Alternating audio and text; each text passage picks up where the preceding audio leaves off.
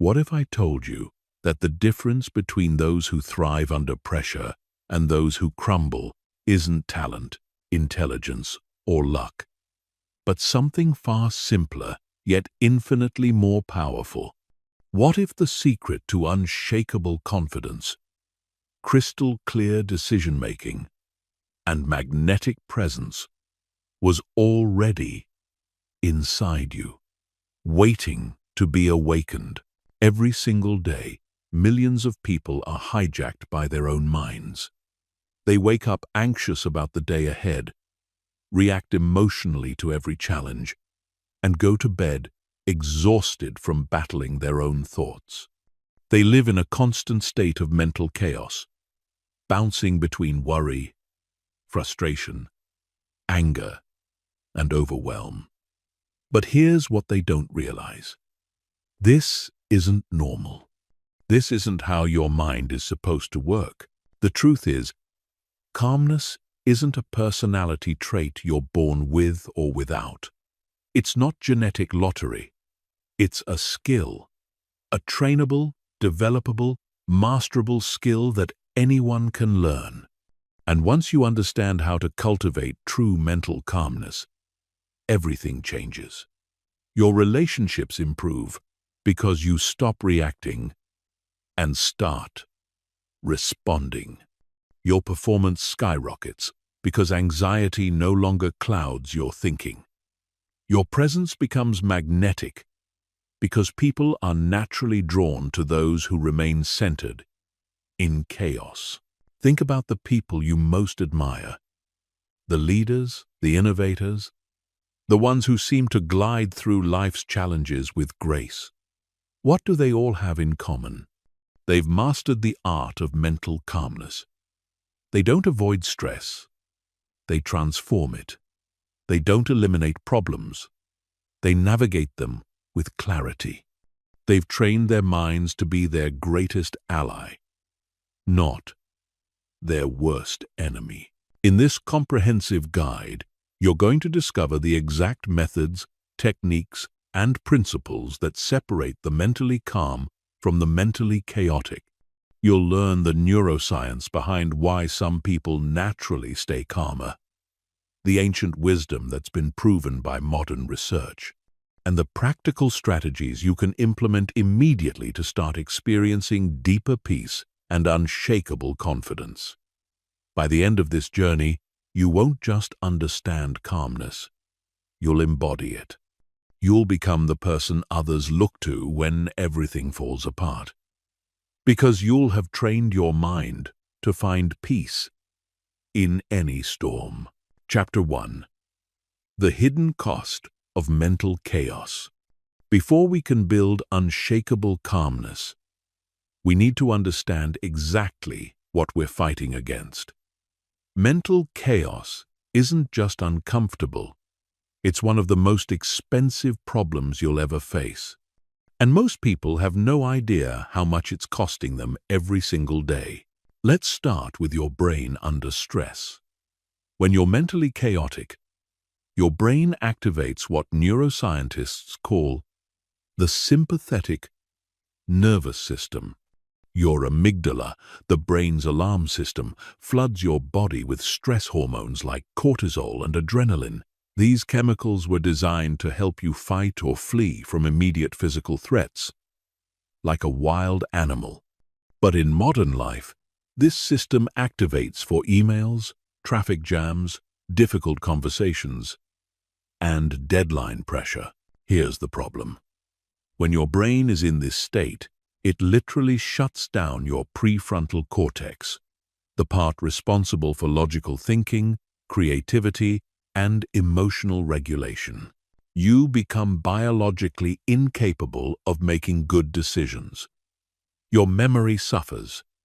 Your immune system weakens. Your ability to connect with others diminishes. You're essentially operating on mental survival mode when you should be thriving.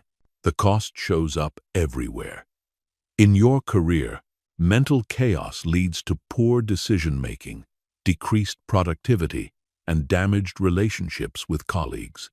You react instead of respond. You make choices based on fear instead of logic. You miss opportunities because anxiety clouds your judgment.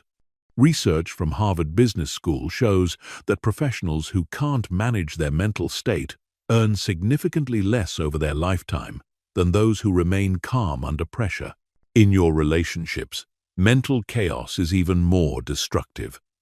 When you're internally agitated, you project that energy onto everyone around you.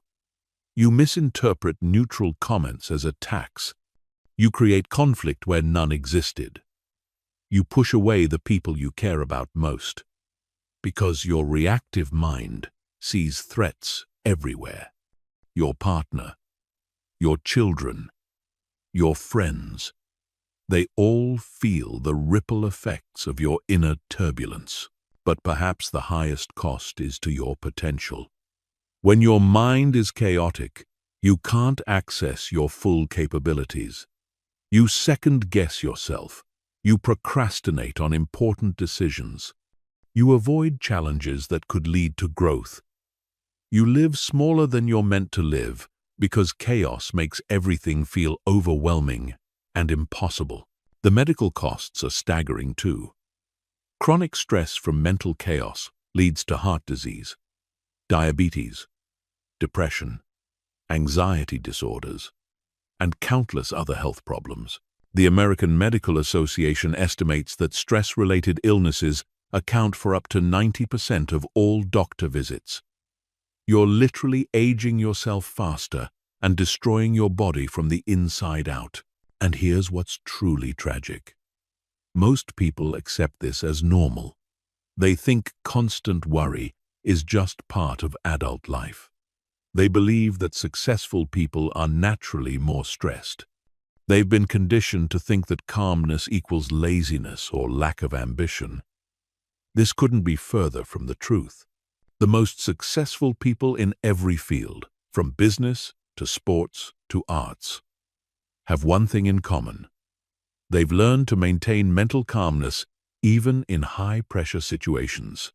They understand that clarity comes from stillness, not chaos. They know that their mind is their most valuable asset, and they treat it accordingly. Think about surgeons performing life-saving operations, fighter pilots flying at supersonic speeds, negotiators handling million-dollar deals, elite athletes competing on the world stage. They all operate in extremely high-pressure environments, but they've trained their minds to remain calm and focused. This isn't because they don't feel pressure. It's because they've learned to transform pressure into power. The neuroscience is clear. A calm mind processes information faster, makes better decisions, remembers more effectively, and connects with others more deeply. When you're mentally calm, you access what researchers call flow state, where time seems to slow down, solutions appear effortlessly, and you perform at your absolute peak. But here's the good news. Mental chaos isn't permanent. It's not who you are. It's simply how your mind has been conditioned to operate. And just like you can train your body to become stronger and more flexible, you can train your mind to become calmer and more resilient. The techniques you're about to learn have been tested by millions of people across thousands of years. They work for CEOs and stay-at-home parents, for introverts and extroverts, for young people and old people. They'll work for you too, if you're willing to put in the effort. Chapter 2. The Neuroscience of Unshakable Calm. Your brain is not fixed. This might be the most important thing you ever learn about mental calmness. For decades, scientists believed that adult brains couldn't change, that you were stuck with whatever neural patterns you developed in childhood. This has been proven completely wrong. Your brain has something called neuroplasticity, which means it's constantly rewiring itself based on how you use it. Every thought you think, every emotion you feel, every reaction you have is literally carving neural pathways in your brain. Think of these pathways like trails through a forest. The more often you walk down a particular trail, the more worn and obvious it becomes. The less you use a trail, the more it gets overgrown and disappears. Right now, you have well-worn neural pathways for anxiety, stress, and reactivity, because that's how you've been training your brain. But you can create new pathways for calmness, clarity, and thoughtful response. The brain doesn't care which pathways you strengthen. It simply reinforces whatever patterns you repeat most often. This process happens through something called myelination. Every time you practice staying calm in a challenging situation, your brain wraps those neural pathways in a fatty substance called myelin, which makes the signals travel faster and more efficiently. It's like upgrading from a dirt road to a superhighway. The more you practice calmness, the more automatic it becomes. Scientists have studied the brains of people who meditate regularly, and the results are remarkable. After just 8 weeks of meditation practice, brain scans show increased gray matter in areas associated with emotional regulation, empathy, and self-awareness. The amygdala, the brain's alarm system, actually shrinks, becoming less reactive to stress. Meanwhile, the prefrontal cortex, responsible for executive function and decision-making, becomes more active and better connected to other brain regions. But you don't need to become a monk to experience these benefits. Dr. Sarah Lazar at Harvard Medical School found that even short daily practices can create measurable changes in brain structure. People who practiced just 20 minutes of mindfulness daily for 8 weeks showed the same brain changes as long-term meditators. Let's understand what happens in your brain when you're truly calm. Your parasympathetic nervous system, often called the rest and digest system, becomes dominant. Your heart rate slows and becomes more variable, which actually indicates better cardiovascular health. Your breathing naturally deepens and slows. Your muscles release tension. Your digestive system functions properly. Your immune system strengthens. Most importantly, your prefrontal cortex comes online fully. This is your brain's CEO, responsible for planning, decision-making, emotional regulation, and impulse control. When you're calm, this part of your brain can communicate effectively with all other regions, creating what neuroscientists call coherence. Your entire nervous system works in harmony. In this state, you access what researchers call the zone or flow state. Time seems to slow down. Your perception becomes incredibly clear. Solutions to problems appear almost effortlessly. You feel connected to everything around you. This isn't some mystical experience. It's simply your brain operating at its optimal level. The key insight from neuroscience is that you have far more control over your mental state than you realize. Your brain is constantly scanning your environment for threats, but it's also constantly looking to you for guidance. Through your breath, your posture, your thoughts, and your actions, you're constantly sending signals to your brain about whether it should be in survival mode or thriving mode. Dr. Andrew Huberman, a neuroscientist at Stanford, explains that your brain has something called neuromodulators, chemical systems that can shift your entire mental state in seconds. By learning to influence these systems consciously, you can literally change your brain chemistry on demand. One of the most powerful discoveries is that your brain can't tell the difference between something that's actually happening and something you're vividly imagining. This means you can practice staying calm in challenging situations, even when you're not currently facing any challenges. Mental rehearsal creates the same neural pathways as real experience. Professional athletes have been using this principle for decades. They visualize perfect performances over and over, and their brains develop the neural patterns for success. You can do the same thing with calmness. By repeatedly imagining yourself staying perfectly calm in difficult situations, you're literally programming your brain to respond that way automatically. The research on gratitude is particularly fascinating. When you focus on what you're grateful for, your brain releases dopamine and serotonin, the same chemicals targeted by antidepressant medications. But unlike medications, gratitude has no side effects and becomes more effective the more you practice it. Mirror neurons add another layer to this understanding. These specialized brain cells fire both when you perform an action and when you observe someone else performing the same action. This means that simply spending time around calm people helps train your own brain for calmness. Conversely, spending time around anxious, reactive people reinforces those patterns in your own mind. Understanding the neuroscience gives you tremendous power because it proves that calmness isn't a fixed personality trait. It's a skill that can be developed through specific practices.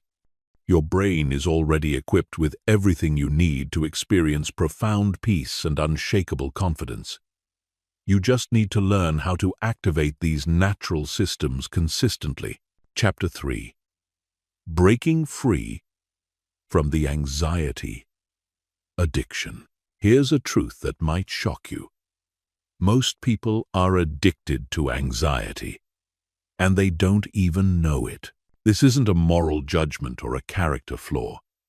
It's a neurological reality that explains why so many people struggle to find lasting calmness despite wanting it desperately. Your brain operates on a simple principle. It seeks patterns that feel familiar, even if those patterns are harmful. If you grew up in an environment where anxiety, worry, and stress were normal, your brain learned to associate these states with safety and belonging. Calmness, ironically, can feel dangerous to a brain that's been conditioned to expect chaos. This is why many people sabotage their own peace. Just when things start going well, they find something to worry about. They create drama in relationships. They procrastinate on important projects until the deadline pressure kicks in. They feel uncomfortable when life is too smooth because their nervous system has been trained to expect turbulence. The addiction works through your brain's reward system. When you're anxious or stressed, your brain releases a cocktail of chemicals including adrenaline, cortisol, and even small amounts of dopamine. This creates a biochemical high that your brain learns to crave. You become unconsciously addicted to the intensity of stress because it feels more alive than the quiet contentment of peace. Social media and modern culture feed this addiction relentlessly. Every notification triggers a small stress response. Every news update activates your survival instincts. Every social comparison floods your system with anxiety chemicals. You're essentially mainlining stress all day long, and your brain adapts by expecting and craving these constant hits of intensity. The identification trap is another layer of this addiction. Many people have built their entire identity around being busy, stressed, or overwhelmed. They wear their anxiety like a badge of honor. They bond with others through shared complaints and worries. They secretly fear that if they become too calm, they'll lose their edge, their drive, or their connection to others. This is particularly common among high achievers who believe their success comes from their anxiety. They think worry is what keeps them motivated, and stress is what drives their performance. But research consistently shows the opposite. Calm people outperform anxious people in virtually every measurable way. Anxiety doesn't create success, it limits it. Breaking free from anxiety addiction requires recognizing these unconscious patterns. Start paying attention to when you create unnecessary stress in your life. Notice when you amplify small problems into major crises. Observe when you resist feelings of peace and contentment. Awareness is the first step toward freedom. Your brain's negativity bias also feeds this addiction. Evolution programmed your mind to focus on threats and problems because this helped your ancestors survive. But in modern life, this same tendency keeps you constantly scanning for what's wrong, what could go wrong, and what might go wrong.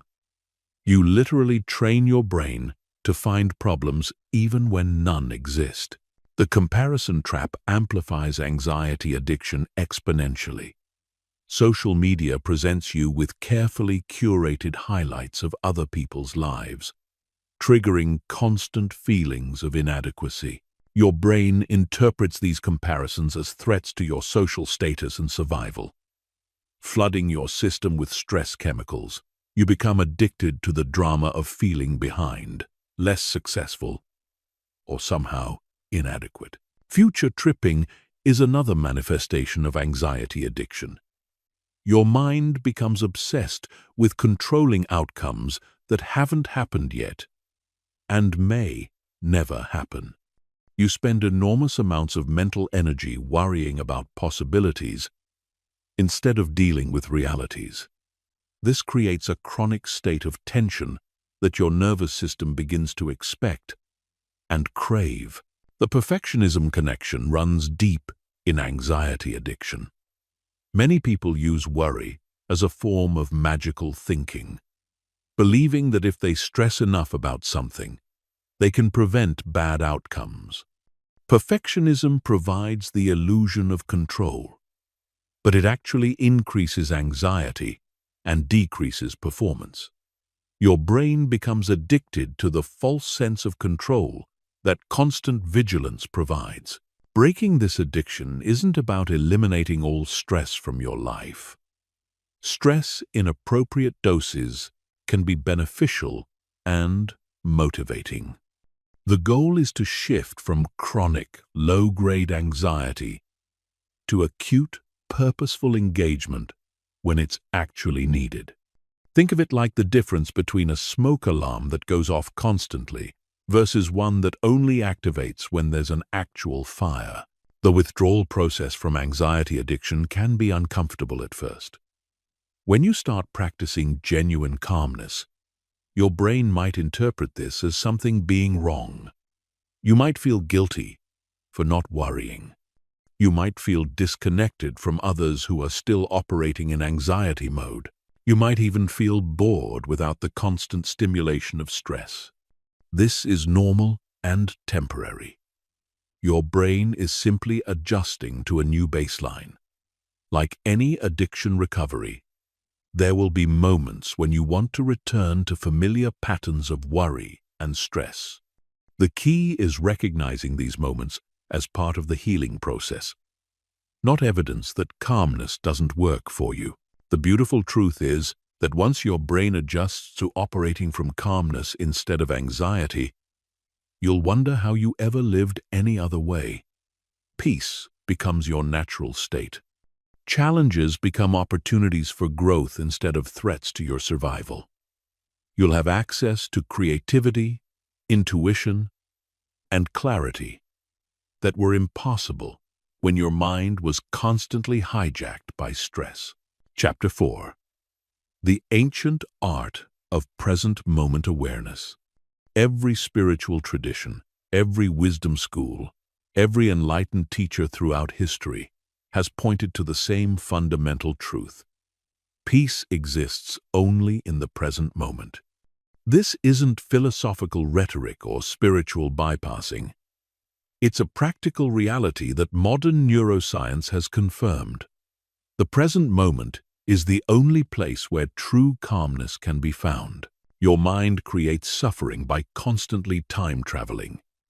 It replays past events, analyzing what went wrong, who was to blame, and how things could have been different. It projects into the future, imagining worst-case scenarios, trying to control outcomes, and creating anxiety about things that haven't happened and may never happen. This mental time travel is the source of virtually all psychological suffering. When you're fully present, worry becomes impossible. Anxiety cannot exist in the now, because anxiety is always about something that might happen later. Regret cannot exist in the now because regret is always about something that happened earlier. Depression often stems from being stuck in the past, while anxiety comes from being lost in the future. The present moment is naturally peaceful because it's the only moment that actually exists. But presence isn't just the absence of mental time travel. It's a profound state of awareness where you become intimately connected with reality as it actually is, rather than as your mind thinks it should be. In this state, you stop fighting what's happening and start working with it skillfully.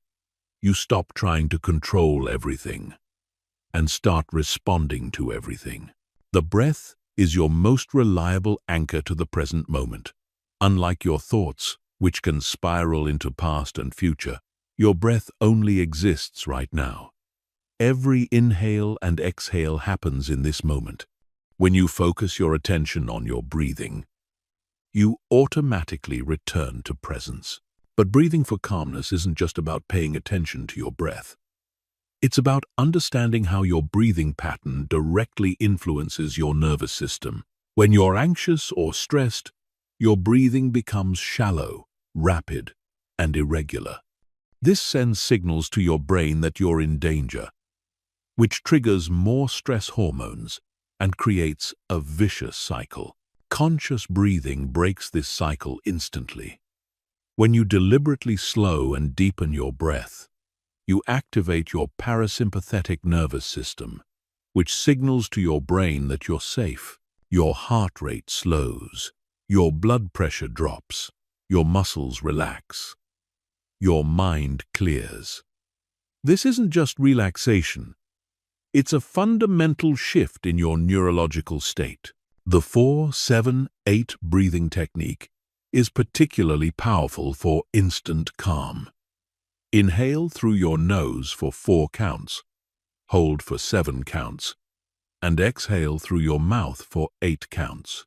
The extended exhale is key because it activates your vagus nerve, which is the main pathway of your parasympathetic nervous system. Just a few rounds of this breathing pattern can shift you from anxiety to calmness in under a minute. Body awareness is another gateway to presence. Your body only exists in the present moment. It can't be in the past or future. When you tune into physical sensations, you automatically return to now. Start with your feet on the ground. Feel the temperature, pressure, and texture. Move your attention slowly up through your legs, torso, arms, and head. Notice areas of tension and areas of ease without trying to change anything. This practice, called a body scan, not only brings you into presence but also helps you identify where you're holding stress physically. Most people carry chronic tension in their shoulders, jaw, or stomach without realizing it. This physical tension sends constant stress signals to your brain, maintaining a state of low-grade anxiety even when there's nothing to be anxious about. Sound awareness offers another pathway to presence. Right now, notice all the sounds around you. Don't label them or judge them, simply listen. You might hear traffic, voices, air conditioning, birds, or your own heartbeat. Sound always happens in the present moment. So, focusing on sound naturally brings you into now. The practice of noting is incredibly effective for developing present moment awareness. Throughout your day, simply note what's happening without getting lost in stories about what's happening. Thinking, feeling angry, planning, remembering, worrying. This creates space between you and your mental activities, allowing you to observe your mind rather than being completely identified with it. Many people resist present moment awareness because they believe they need to think constantly to be productive or solve problems. But research shows that your best insights and solutions come from a calm, present mind, not from anxious mental spinning. When you're present, you have access to intuition, creativity, and wisdom that are impossible to reach when your mind is scattered. The key insight is that presence is always available to you. No matter how chaotic your external circumstances, no matter how intense your emotions, you can always return to this moment through your breath, your body, or your immediate sensory experience. The present moment is your refuge, your reset button, and your source of infinite peace. Presence isn't a technique you practice occasionally. It's a way of living. The more you cultivate present moment awareness, the more natural it becomes. Eventually, you'll find yourself naturally grounded in the present, even during challenging situations. This is when you'll experience the unshakable calm that comes from being fully aligned with reality as it is. Chapter 5. Emotional Mastery Through Mindful Observation. Most people believe they are their emotions. When anger arises, they become an angry person. When sadness appears, they identify as depressed. When anxiety surfaces, they feel like they are fundamentally anxious. This identification with emotional states is one of the primary obstacles to developing unshakable calm. The truth is, you are not your emotions. You are the awareness that observes emotions. This distinction isn't philosophical semantics. It's a practical reality that changes everything about how you relate to your inner experience. When you learn to observe emotions rather than becoming them, you develop the capacity to remain calm, even when powerful feelings are present. Emotions are like weather patterns in the sky of your consciousness. Sometimes there are storms, sometimes there's sunshine, sometimes it's cloudy. But the sky itself remains unchanged by whatever weather passes through it. You are the sky, not the weather. This perspective allows you to experience emotions fully without being overwhelmed or controlled by them. Mindful observation starts with creating space between the initial emotional impulse and your reaction. Most people go directly from feeling to action without any pause. They feel angry and immediately lash out. They feel anxious and immediately start worrying. They feel sad and immediately sink into depression. This automatic reactivity is what creates chaos in relationships and life. The pause is where your power lies. In that space between feeling and reacting, you have choice. You can acknowledge the emotion without being controlled by it. You can feel angry without acting aggressively. You can experience anxiety without believing anxious thoughts. You can notice sadness without identifying as a sad person.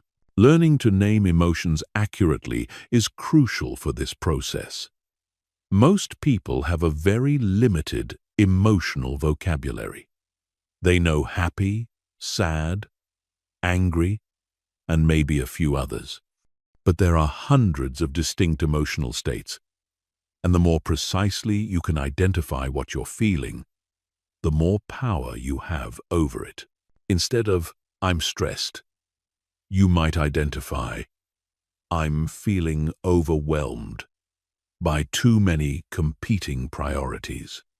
Instead of, "I'm angry," you might recognize, "I'm feeling frustrated because my expectations weren't met."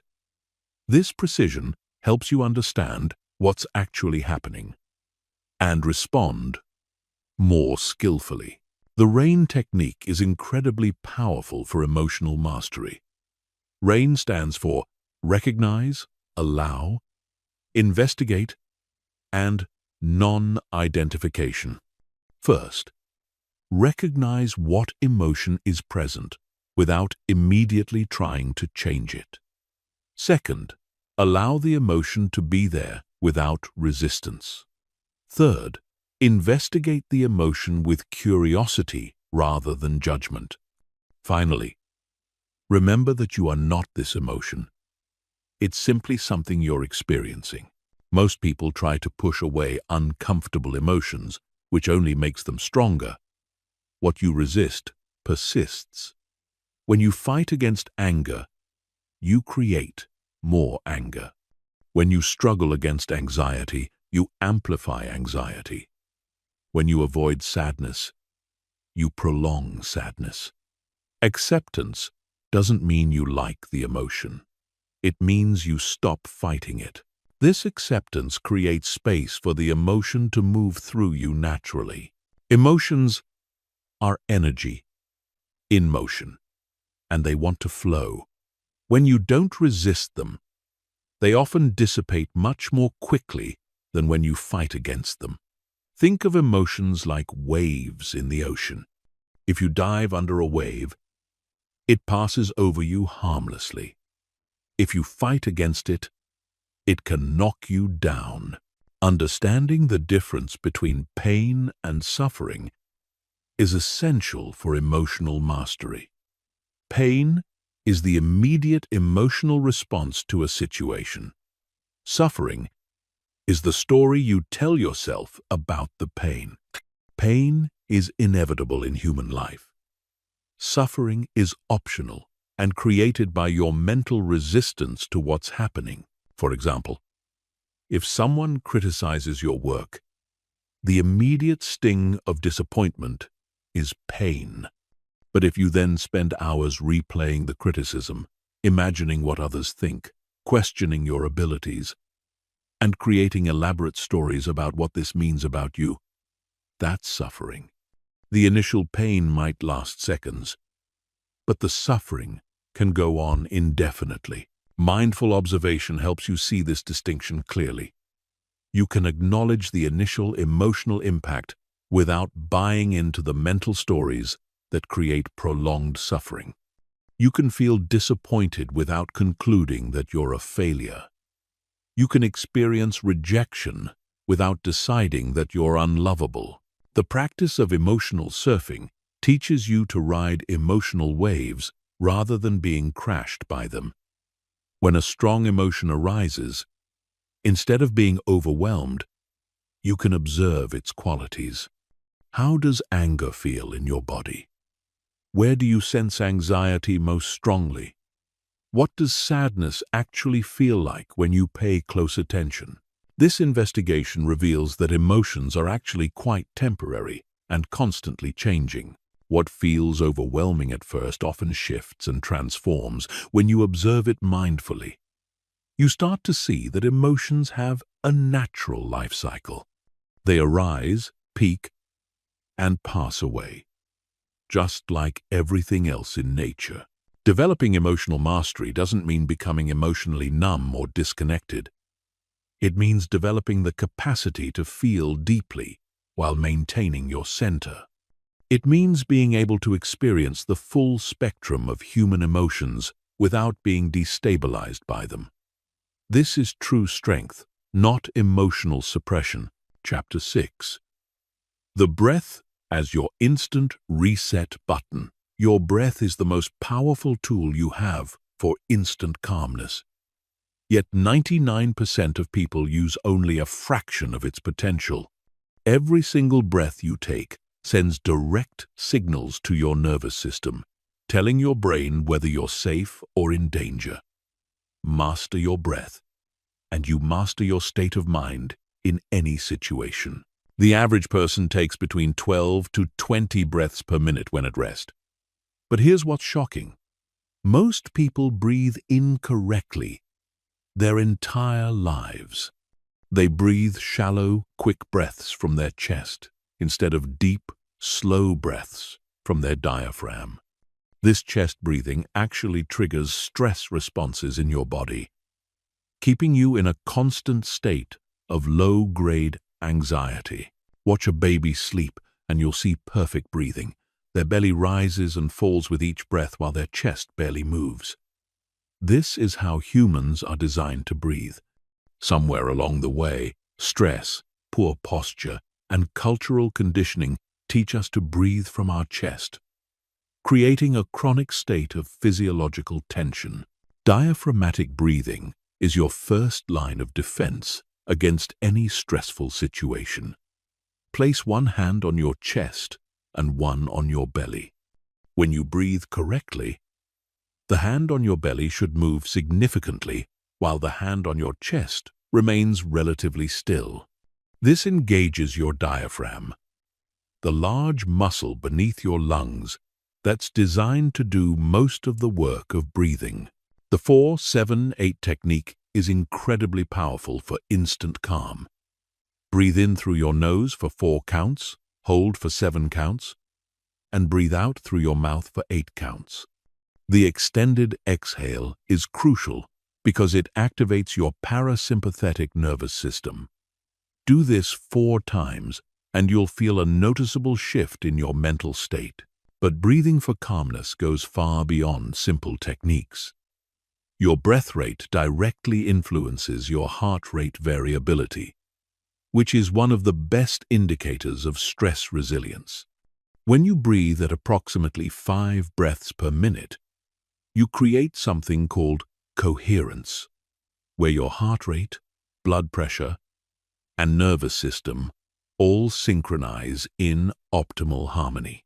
Box breathing, used by Navy SEALs and emergency responders, creates this coherence quickly. Inhale for 4 counts, hold for 4 counts, exhale for 4 counts, hold for 4 counts. Repeat this pattern for at least 2 minutes. This technique is so effective that it's taught to people who regularly face life or death situations because it maintains clear thinking under extreme pressure. The physiological sigh is another incredibly powerful tool discovered by neuroscientist Dr. Andrew Huberman. Take a normal inhale through your nose, then take a second, smaller inhale on top of it. Then exhale slowly through your mouth. This double inhale followed by a long exhale directly calms your nervous system faster than any other breathing technique. Understanding the mechanics makes these techniques even more powerful. When you inhale, your heart rate naturally increases slightly. When you exhale, your heart rate decreases. By extending your exhales longer than your inhales, you're literally hacking your nervous system to shift into calm mode. This isn't placebo effect. It's basic physiology. Breath awareness throughout the day transforms your baseline stress level. Most people only think about their breathing when they're already stressed. But if you check in with your breath regularly when you're calm, you develop the sensitivity to notice when stress is building before it overwhelms you. Set gentle reminders throughout your day to take 3 conscious breaths. The 3-part breath creates deep relaxation by engaging your entire respiratory system. First, breathe into your belly, feeling it expand. Then, continue the inhale into your ribs, feeling them widen. Finally, Fill the top of your lungs near your collarbones. Exhale in reverse order. Chest, ribs, belly. This complete breath oxygenates your entire body and signals profound safety to your nervous system. Alternate nostril breathing balances your nervous system in a unique way. Using your thumb and ring finger, close your right nostril and inhale through your left. Close your left nostril and exhale through your right. Inhale through your right, close it, and exhale through your left. This completes 1 round. Continue for 5 to 10 rounds. This ancient technique literally balances the left and right sides of your brain. The power of conscious exhaling cannot be overstated. Your exhale is your release valve for tension, stress, and negative emotions. Many people hold their breath or breathe shallowly when stressed, which traps tension in their body. Learning to exhale fully and completely allows you to release whatever you don't need to carry. Breath retention builds your stress tolerance and lung capacity. After a normal inhale, exhale completely and hold your breath for as long as comfortable. This isn't about pushing yourself to discomfort, it's about gradually expanding your capacity. As your breath retention improves, your ability to stay calm in challenging situations improves proportionally. The humming breath creates vibrations that massage your vagus nerve, the main pathway of your parasympathetic nervous system. Take a normal breath in, then hum as you exhale, feeling the vibration in your chest and throat. This simple technique is incredibly soothing and can be done anywhere without drawing attention. Coherent breathing at 5 breaths per minute is perhaps the most powerful technique for building long-term resilience. Breathe in for 6 counts and out for 6 counts, creating a smooth, rhythmic pattern. Practice this for 10 to 20 minutes daily, and you'll notice profound changes in your stress reactivity within just a few weeks. The key insight is that your breath is always available to you. No matter how chaotic your external environment, no matter how intense your emotions, you can always return to your breath and find instant relief. This makes breathing the most practical and accessible tool for developing unshakable calm. Most importantly, understand that breathing techniques aren't just for crisis moments. The more you practice conscious breathing when you're already calm, the more effective these techniques become when you really need them. Your breath is like a muscle that gets stronger with regular exercise. Chapter 7. Cognitive Alchemy. Transforming thoughts into peace. Your thoughts create your reality. But here's what most people don't understand. You have far more control over your thoughts than you realize. The average person has between 60,000 to 80,000 thoughts per day. And research shows that 80% of these thoughts are negative and 95% are repetitive. This means most people are unconsciously programming themselves for anxiety, stress, and limitation every single day. Cognitive alchemy is the art of transforming negative thought patterns into sources of strength and peace. It's not about positive thinking or pretending problems don't exist.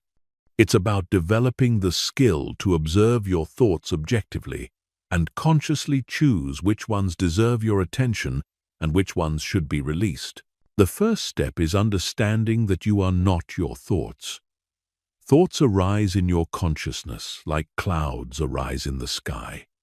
But you are the sky, not the clouds. This perspective creates space between you and your mental activity, allowing you to observe thoughts without being controlled by them.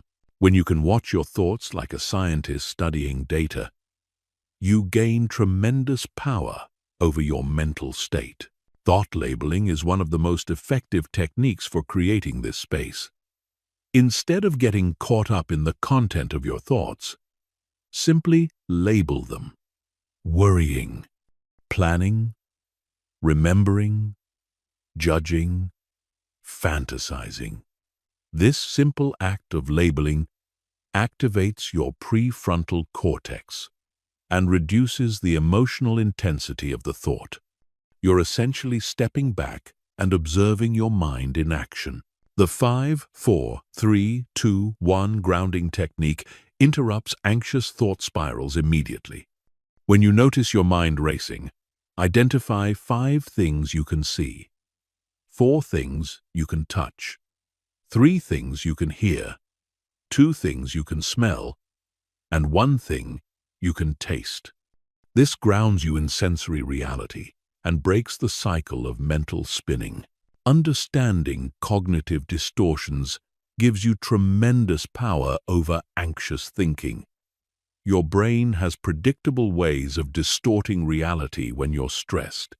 All or nothing thinking makes you see everything as either perfect or terrible.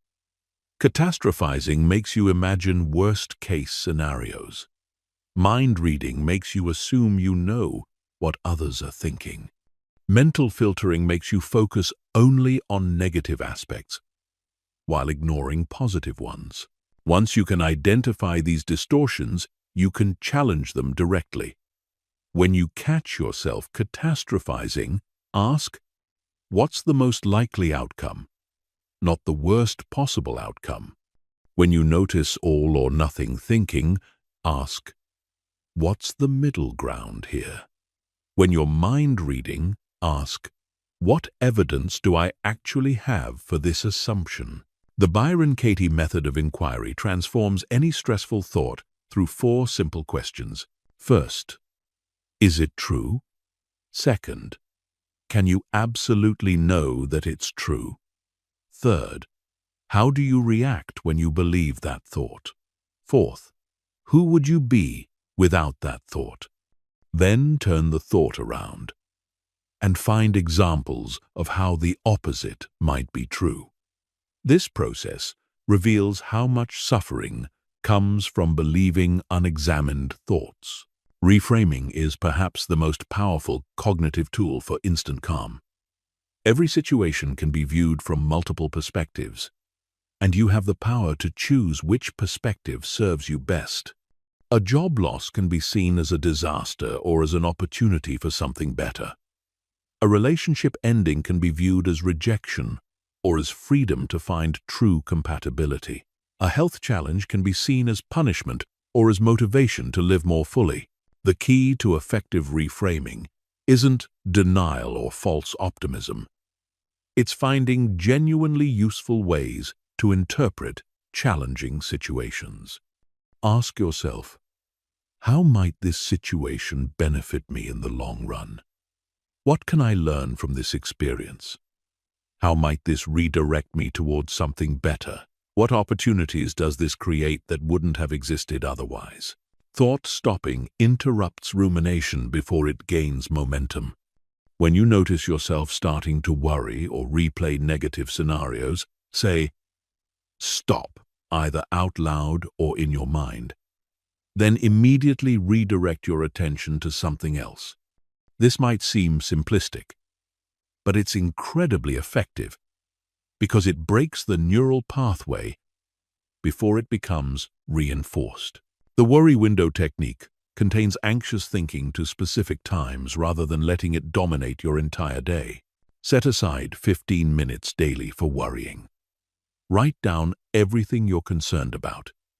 Then brainstorm actionable steps for the things you can control and consciously release the things you can't. Outside of this worry window, when anxious thoughts arise, remind yourself that you'll address them during your designated worry time.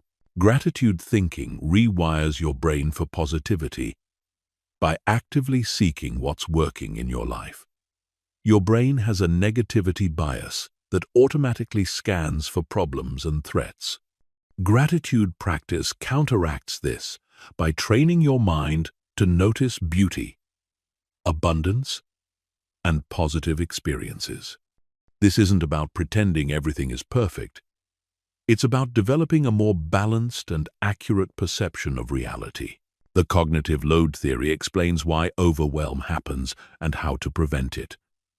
Your conscious mind can only hold about 7 pieces of information at once. When you try to juggle too many thoughts, decisions, or concerns simultaneously, your mental processing becomes inefficient and anxiety increases. The solution is to externalize your thinking through writing, create systems for routine decisions, and focus on one thing at a time. Metacognition, or thinking about thinking, develops your capacity to observe your mental processes objectively. Most people are completely unconscious of their thought patterns. They think the same thoughts repeatedly without ever questioning whether these thoughts are accurate, helpful, or necessary. Developing metacognitive awareness allows you to step back and evaluate your thinking patterns like a wise counselor. The thought record technique helps you examine anxious thoughts systematically. Write down the situation that triggered anxiety. Identify the specific thought that created distress. Rate your belief in this thought. From 0 to 100. Examine the evidence for and against this thought. Develop a more balanced perspective. And re-rate your belief in the original thought. This process usually reveals that your initial anxious thoughts were much more extreme than reality warranted. Understanding the difference between productive and unproductive worry gives you permission to release mental energy that's not serving you. Productive worry leads to problem solving and action. Unproductive worry loops endlessly without creating solutions. If you can do something about a concern, make a plan, and take action. If you can't do anything about it, practice releasing it through breath, movement, or mental redirection. The power of cognitive alchemy lies in consistency. Every time you catch and redirect a negative thought pattern, you're literally rewiring your brain. Every time you choose a more empowering perspective, you're strengthening neural pathways for resilience. Over time, these practices become automatic, and you'll find yourself naturally thinking in ways that support your peace and well-being. Chapter 8. Building Stress Immunity Through Controlled Exposure. Just like your body develops immunity to diseases through exposure to small amounts of pathogens, your mind can develop immunity to stress through controlled exposure to manageable challenges. This process, called stress inoculation, is one of the most powerful ways to build unshakable calm that lasts even in genuinely difficult situations. Most people try to avoid stress completely, which actually makes them more vulnerable when challenging situations inevitably arise. It's like trying to build physical strength without ever lifting weights. Your stress tolerance is like a muscle that must be exercised regularly to stay strong. Without regular challenge, it atrophies, leaving you fragile and reactive. Hormesis is the scientific principle behind stress immunity. Small doses of stress actually strengthen your system, while large doses can damage it. The key is finding the optimal level of challenge that pushes your comfort zone without overwhelming your capacity. This sweet spot is where growth happens and resilience develops. Cold exposure is one of the most effective forms of stress inoculation. Taking cold showers, ice baths, or even splashing cold water on your face triggers your sympathetic nervous system in a controlled way. When you learn to stay calm and breathe deeply while experiencing cold stress, you're literally training your nervous system to remain composed under pressure. Start with 30 seconds of cold water at the end of your normal shower. Focus on deep, controlled breathing rather than tensing up or rushing through it. Gradually increase the duration as your tolerance builds. The goal isn't to suffer, it's to practice maintaining calm awareness while your body experiences stress signals. The Wim Hof method combines cold exposure with specific breathing techniques for maximum stress immunity. The breathing protocol involves 30 deep breaths, followed by a breath retention, repeated for 3 rounds. This creates a controlled stress response that trains your nervous system to recover quickly from activation. Combined with cold exposure, this method builds remarkable resilience. Physical exercise, especially high-intensity interval training, provides another form of beneficial stress. When you push your body to its limits during exercise, you're practicing staying calm under physical pressure. The key is maintaining conscious breathing and mental focus even when your heart rate is elevated and your muscles are fatigued. Mental challenges like public speaking, learning new skills, or having difficult conversations also build stress immunity. Each time you voluntarily face something that makes you nervous, you're expanding your comfort zone and proving to yourself that you can handle discomfort. The more you practice being uncomfortable, the less power discomfort has over you. The key to effective stress inoculation is gradual progression. You wouldn't try to lift the heaviest weight on your first day at the gym, and you shouldn't jump into the most challenging stresses immediately. Start with manageable challenges and gradually increase the difficulty as your capacity grows. Intermittent fasting creates beneficial stress at the cellular level, while also building mental discipline. When you voluntarily choose to delay gratification and sit with the discomfort of hunger, you're strengthening your willpower and stress tolerance. Start with a 12-hour fast and gradually increase to 16 or 18 hours as it becomes comfortable. Breath-holding exercises build both physical and mental resilience. After a normal exhale, hold your breath for as long as comfortable. Then breathe normally for a minute and repeat. This creates a mild stress response that trains your nervous system to stay calm when oxygen levels fluctuate. It also builds confidence in your body's ability to handle challenging sensations. Social challenges like initiating conversations with strangers, expressing unpopular opinions, or setting boundaries with difficult people build psychological resilience. Each time you do something socially uncomfortable, you're proving to yourself that rejection or judgment isn't actually dangerous.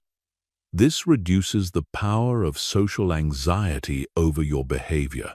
The crucial element in stress inoculation is your mental approach. You must view these challenges as training rather than suffering.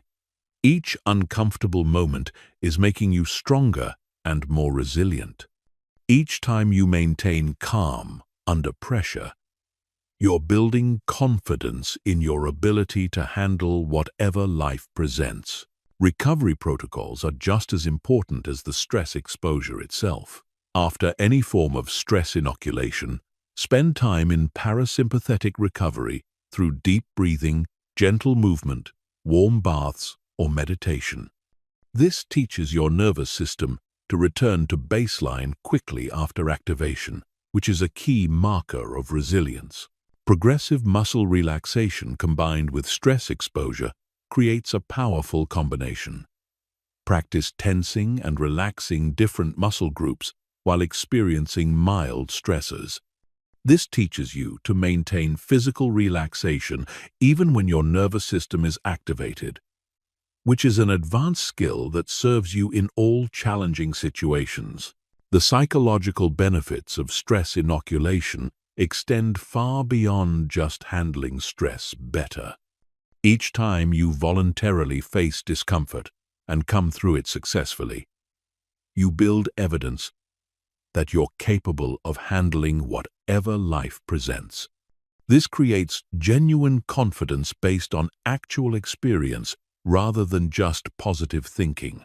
Visualization can supplement physical stress inoculation effectively. Mentally rehearse yourself staying calm in challenging situations. See yourself breathing deeply during a difficult conversation, maintaining composure when receiving criticism, or staying centered during a crisis. Your brain treats vivid mental rehearsal almost like real experience. The compound effect of stress inoculation builds over time. Each small challenge you face voluntarily makes you slightly more resilient. Over months and years, this accumulates into unshakable confidence and calm. You become the kind of person others naturally look to during difficult times because you've systematically trained yourself to thrive under pressure. Understanding that stress is not the enemy changes everything about how you relate to challenging situations. Stress becomes feedback, training, and opportunity for growth, rather than something to avoid at all costs. This shift in perspective alone dramatically reduces the psychological impact of stressful events. Chapter 9. Social calm. Maintaining peace around difficult people.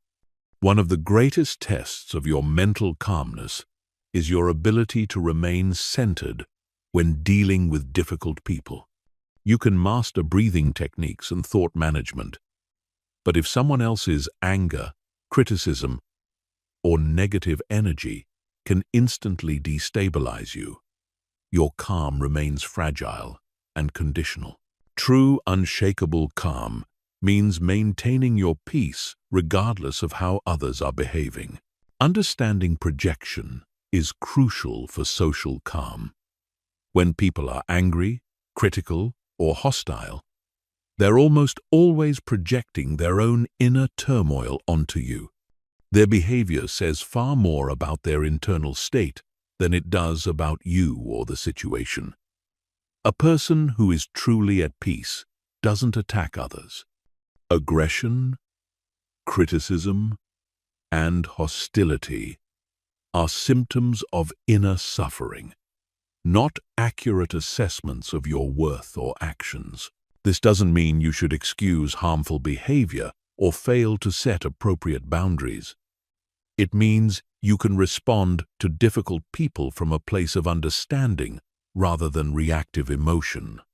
When you realize that someone's hostility comes from their own pain, you can maintain compassion while still protecting yourself effectively. The energy field concept helps explain why some people affect your calm more than others. Every person emits an energetic frequency based on their emotional state. Anxious people radiate anxiety. Angry people radiate hostility. Calm people radiate peace. When you're around someone, you're constantly being influenced by their energetic state, unless you learn to maintain your own center. Energetic boundaries are just as important as physical boundaries. Before entering challenging social situations, visualize yourself surrounded by a protective bubble of calm energy. Imagine negative emotions bouncing off this bubble rather than penetrating into your system. This isn't just visualization. It's a real technique that helps you maintain your state, regardless of external influences. The gray rock method is effective for dealing with people who thrive on drama and conflict. When someone is trying to provoke an emotional reaction from you, become as boring and unresponsive as possible. Give short, neutral answers. Don't share personal information. Avoid engaging with their attempts to create drama. Most people who seek conflict will lose interest and move on to more reactive targets. Emotional contagion explains why you might feel drained or agitated after spending time with certain people. Humans are wired to mirror the emotional states of those around them. This was helpful for survival in prehistoric times. But in modern life, it can mean absorbing other people's stress, anxiety, or anger without realizing it. Developing emotional immunity requires conscious awareness of your state before, during, and after social interactions. Check in with yourself regularly. Are you feeling more tense, more anxious, more irritated? If so, you're absorbing energy that doesn't belong to you. Use breathing techniques and grounding practices to release what isn't yours and return to your natural state. The pause and breathe response prevents reactive behavior that you'll regret later. When someone says something that triggers anger or defensiveness, take a slow, deep breath before responding. This activates your prefrontal cortex and prevents your amygdala from hijacking your behavior. Most relationship conflicts could be avoided if people simply paused before reacting to emotional triggers. Active listening diffuses tension and often transforms hostile people into allies. When someone is upset, they usually just want to feel heard and understood. Instead of defending yourself or arguing your point, listen to understand their perspective. Reflect back what you're hearing. Ask clarifying questions. Often, once people feel truly heard, their hostility dissolves naturally. The broken record technique maintains your boundaries without escalating conflict. When someone is pressuring you to do something you don't want to do, simply repeat your position calmly and consistently. I understand you'd like me to work this weekend, but I won't be available. Don't justify, argue, or explain extensively. Just repeat your boundary like a broken record until they accept it. Compassionate detachment allows you to care about someone without taking responsibility for their emotional state. You can feel empathy for a person's suffering while still maintaining your boundaries and peace. This is especially important with family members or close friends who have chronic emotional problems. You can love someone and support them without absorbing their drama. The Aikido principle applies perfectly to social conflicts. In Aikido, you don't meet force with force, which only creates more conflict. Instead, you redirect the energy in a way that neutralizes the attack while causing minimal harm. In conversations, this means agreeing with whatever truth exists in criticism, redirecting hostile energy into productive discussion, and finding common ground whenever possible. Criticism immunity develops when you understand the difference between feedback and attack. Constructive feedback is specific, actionable, and delivered with good intentions. Attack is general, personal, and intended to hurt rather than help. Learn to extract any useful information from criticism while ignoring the emotional charge behind it. The mirror technique reveals how your own state influences others. People often treat you the way you expect to be treated. If you approach interactions with defensiveness or hostility, you're likely to receive defensiveness or hostility in return. If you approach others with calm, confidence, and respect, you're more likely to receive the same energy back. Setting emotional boundaries means taking responsibility for your own feelings while refusing to take responsibility for others' feelings. You can't control whether someone else gets angry, but you can control whether their anger affects your peace. You can be empathetic without being a sponge for everyone else's emotions. The strategic ignorance approach means consciously choosing not to engage with every provocation or drama that others present. Not every comment deserves a response. Not every conflict requires your participation.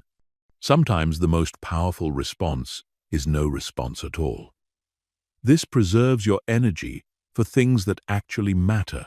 Understanding manipulation tactics protects you from people who try to destabilize your calm for their own purposes. Emotional manipulators use guilt, fear, obligation, and shame to control others. When you recognize these tactics, they lose their power over you.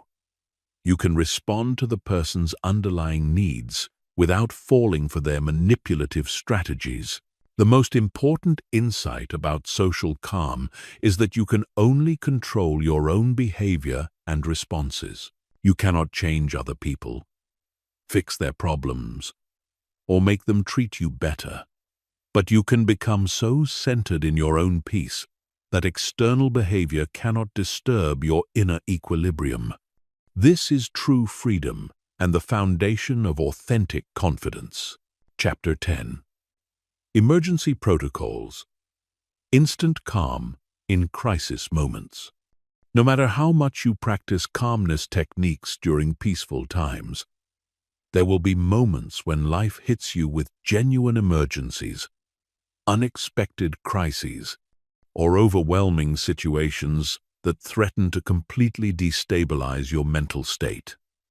These are the moments when all your training either proves its worth or reveals where you need more practice. Having emergency protocols ready transforms you from someone who gets overwhelmed by crisis into someone who thrives under pressure. The first 60 seconds of any crisis are crucial. How you respond in that initial minute often determines whether the situation escalates or gets resolved effectively. Most people spend this critical time in shock, panic, or reactive behavior that makes everything worse. Training yourself to have automatic responses for crisis moments gives you a massive advantage when clarity and composure matter most. The stop technique gives you instant access to your higher brain functions when you're feeling overwhelmed. STOP stands for stop what you're doing. Take a breath, observe what's happening objectively, and proceed with conscious choice. This four-step process can be completed in under 30 seconds and immediately shifts you from reactive mode to responsive mode.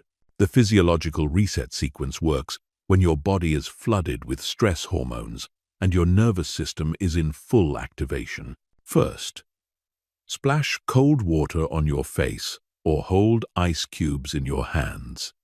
Cold triggers your mammalian dive reflex, which immediately slows your heart rate. Second, do the physiological sigh. Double inhale through your nose. Long exhale through your mouth.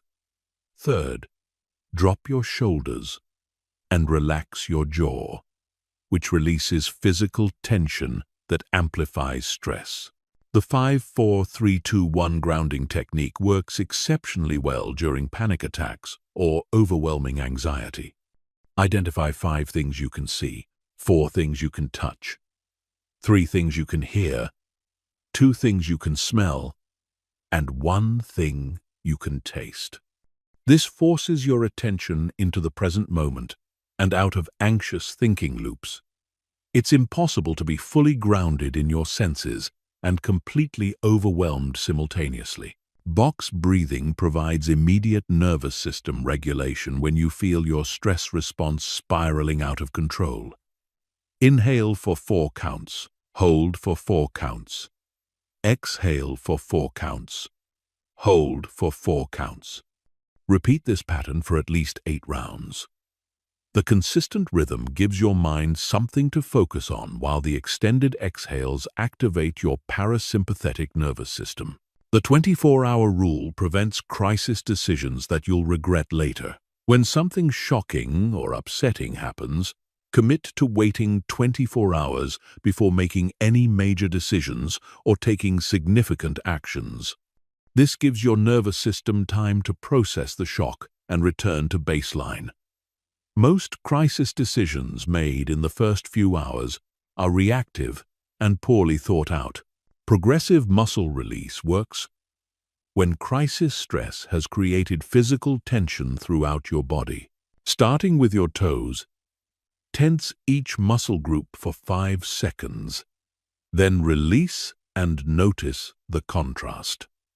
Move systematically through your entire body: feet, calves, thighs, abdomen, hands, arms, shoulders, face.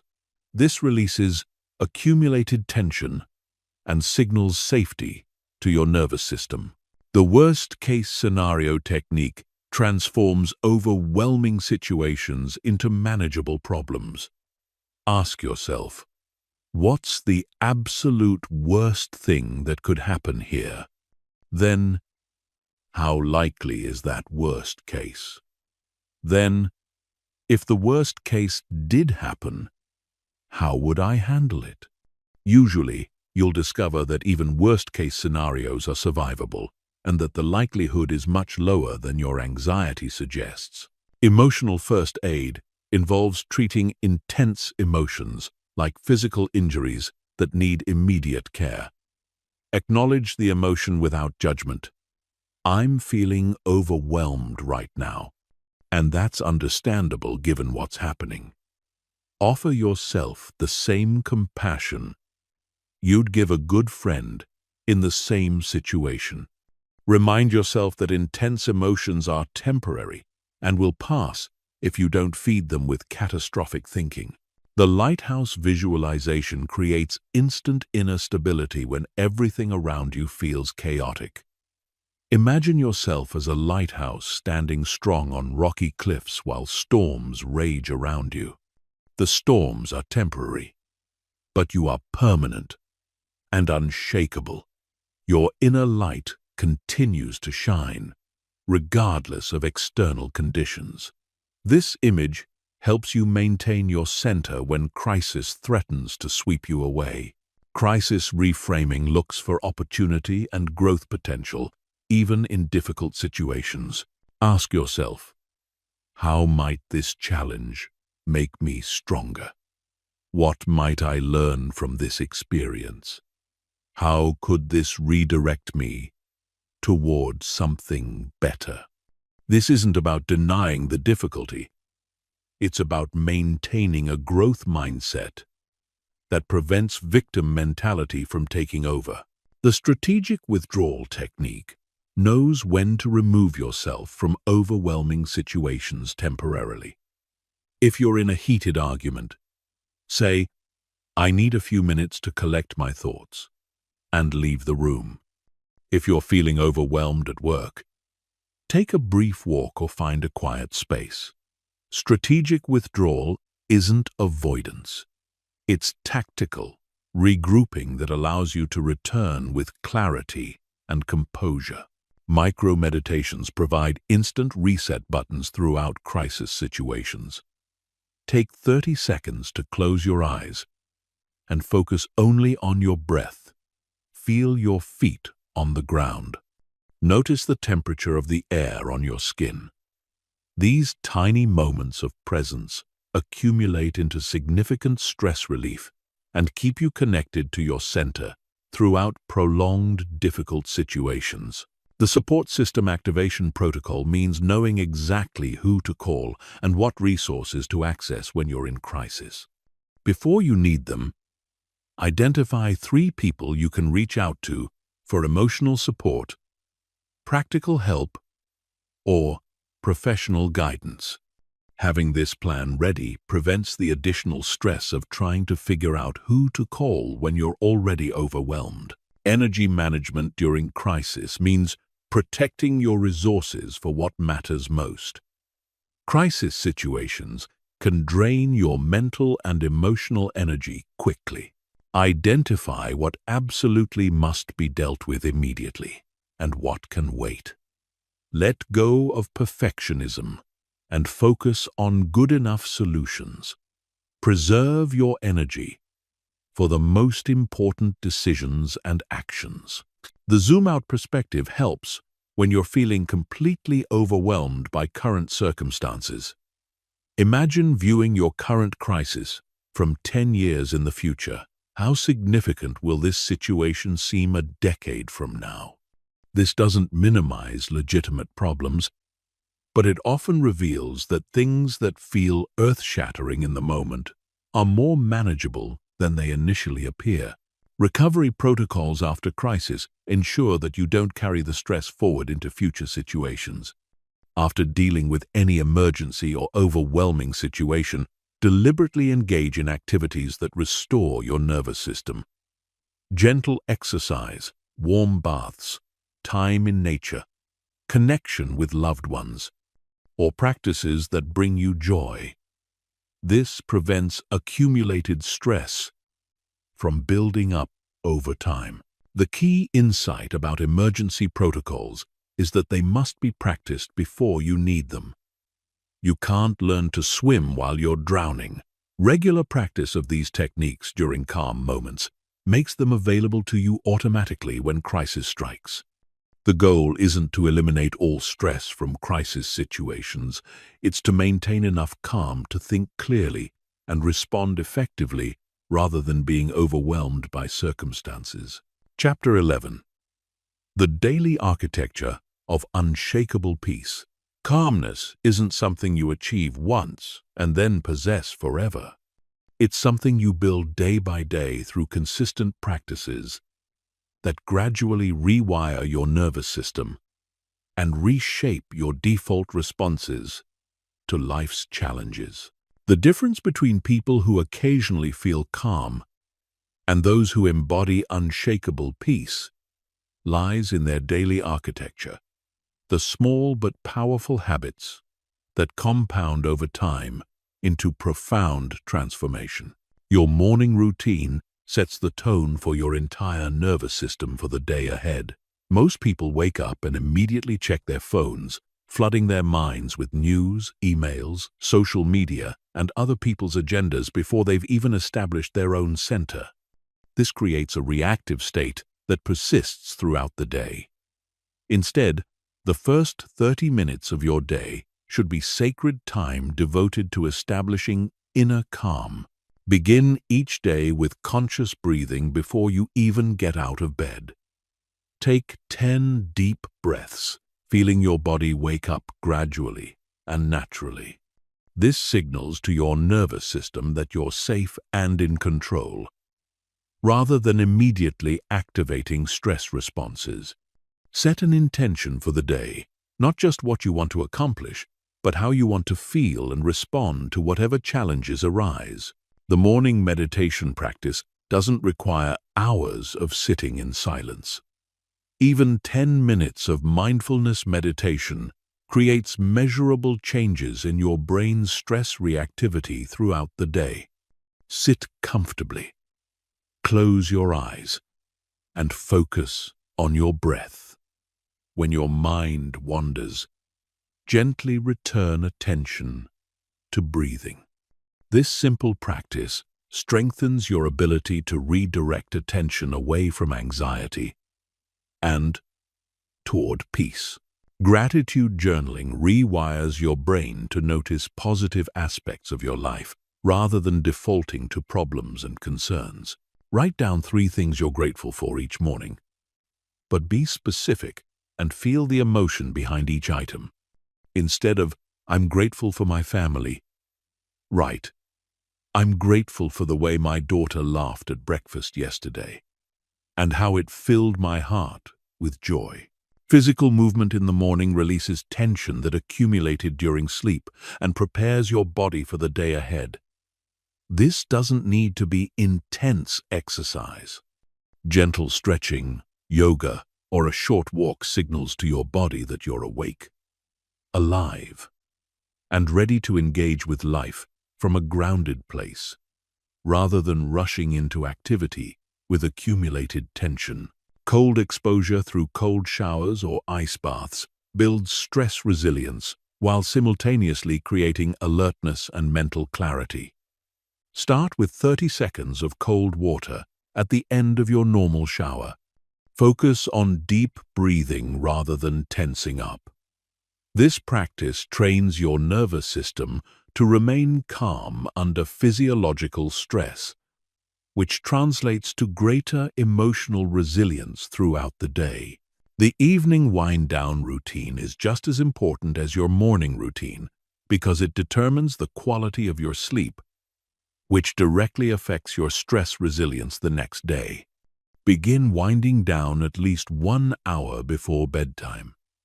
Dim the lights, put away electronic devices, and engage in calming activities that signal to your body that it's time to rest. Digital boundaries protect your mental peace from the constant stimulation and stress of modern technology. Set specific times when you'll check email and social media rather than being constantly available. Turn off non-essential notifications. Create phone-free zones in your bedroom and during meals. Your attention is your most valuable resource, and protecting it is essential for maintaining calm. Mindful transitions between activities prevent the accumulation of stress throughout the day. Before moving from one task to another, take 3 conscious breaths and briefly reset your mental state.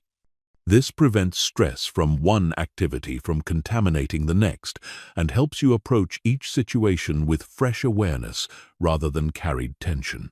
The micro-practice strategy recognizes that you don't always have time for lengthy meditation or relaxation sessions.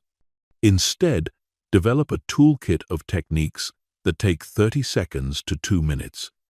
Deep breathing at red lights, body scans while waiting in line, gratitude moments during routine activities. These micro-practices maintain your connection to calm throughout busy days.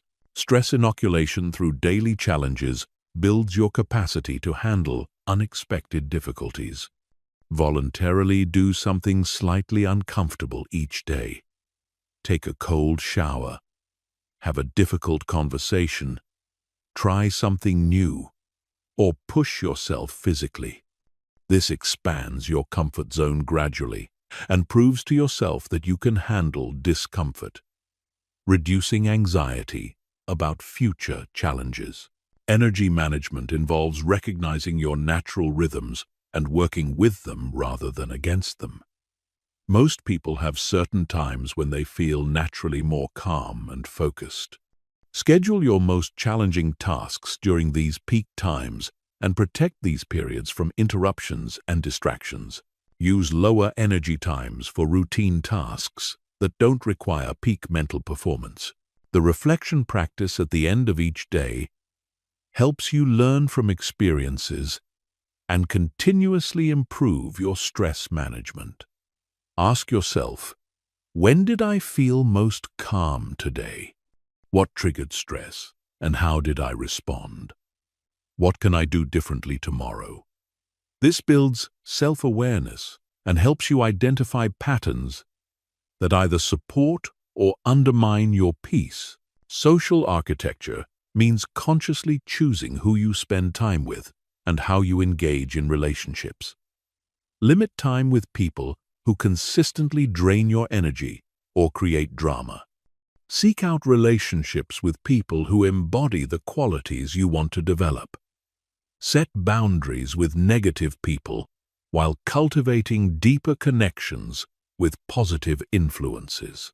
Environmental design recognizes that your physical surroundings significantly impact your mental state. Create spaces in your home and workplace that promote calm, organized, clean areas with natural light, plants, and minimal clutter. Remove or minimize exposure to environmental stressors like excessive noise, harsh lighting, or chaotic visual stimuli. The weekly review session helps you maintain perspective and make adjustments to your daily practices. Once a week, assess what's working in your calm-building routine and what needs modification. Are you maintaining your morning routine consistently? Which techniques are most effective for you? What new challenges are arising that require different approaches? Seasonal adjustments acknowledge that your needs for calm-building practices may change with different life circumstances, seasons, or stress levels. What works during a peaceful period might not be sufficient during high-stress times. Develop a toolkit of practices with varying intensities so you can scale up your support when needed. The compound effect means that small daily actions create massive results over time. Each day you practice conscious breathing, you're slightly more resilient. Each time you choose calm over reactivity, you're strengthening neural pathways for peace. Each morning routine, each mindful transition, each evening reflection contributes to a fundamental transformation in how you experience life. Understanding that consistency matters more than perfection prevents the all-or-nothing thinking that sabotages many people's efforts. You don't need to execute every practice perfectly every day. You just need to maintain enough consistency that these practices become your natural default rather than something you have to remember to do. The integration phase happens when these practices become so natural that you don't have to think about them consciously. Your nervous system automatically returns to calm after stress. You naturally breathe deeply during challenges. You instinctively take space when you need it. This is when you've truly built unshakable peace, rather than just occasionally accessing calm states. Chapter 12. Advanced Mental Training for Pressure Situations. Once you've established the foundation of daily calm through consistent practices, the next level involves training your mind to maintain composure during genuinely high-pressure situations. This is where you develop the kind of unshakable calm that others notice and admire. The ability to remain centered when stakes are high and everyone else is losing their composure. Pressure situations reveal the difference between surface-level relaxation and deep-rooted calm. Anyone can feel peaceful during a quiet morning meditation, but maintaining that same inner stillness during a job interview, difficult conversation, public speaking, or genuine crisis requires advanced mental training. This isn't about eliminating pressure, it's about transforming your relationship with pressure so it becomes fuel for peak performance rather than a source of anxiety. Visualization training prepares your nervous system for high-pressure situations before they occur. Your brain processes vivid mental imagery almost identically to real experiences, which means you can literally practice staying calm in challenging scenarios through detailed mental rehearsal. The key is making your visualizations as realistic and detailed as possible, including all the sensory elements that might trigger stress responses. Begin visualization sessions by imagining yourself in a specific pressure situation. See the environment clearly, hear the sounds, feel the temperature, and any physical sensations. Then visualize yourself breathing deeply, maintaining calm body language, thinking clearly, and responding effectively.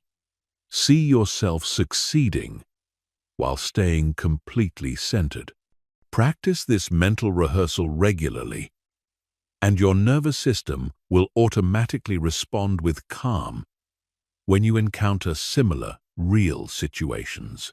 The pressure breathing technique specifically addresses the tendency for breathing to become shallow and rapid during high-stress moments. When you feel pressure building, immediately implement tactical breathing. Inhale for 4 counts through your nose, hold for 4 counts, exhale for 6 counts through your mouth. The extended exhale is crucial because it activates your parasympathetic nervous system even when your sympathetic system is activated by pressure. Cognitive reframing for pressure situations involves training your mind to interpret high-stakes moments as opportunities rather than threats. Instead of thinking, "I hope I don't mess this up," train yourself to think, "This is my chance to show what I can do." Instead of, "Everyone is judging me," think, I have valuable things to offer.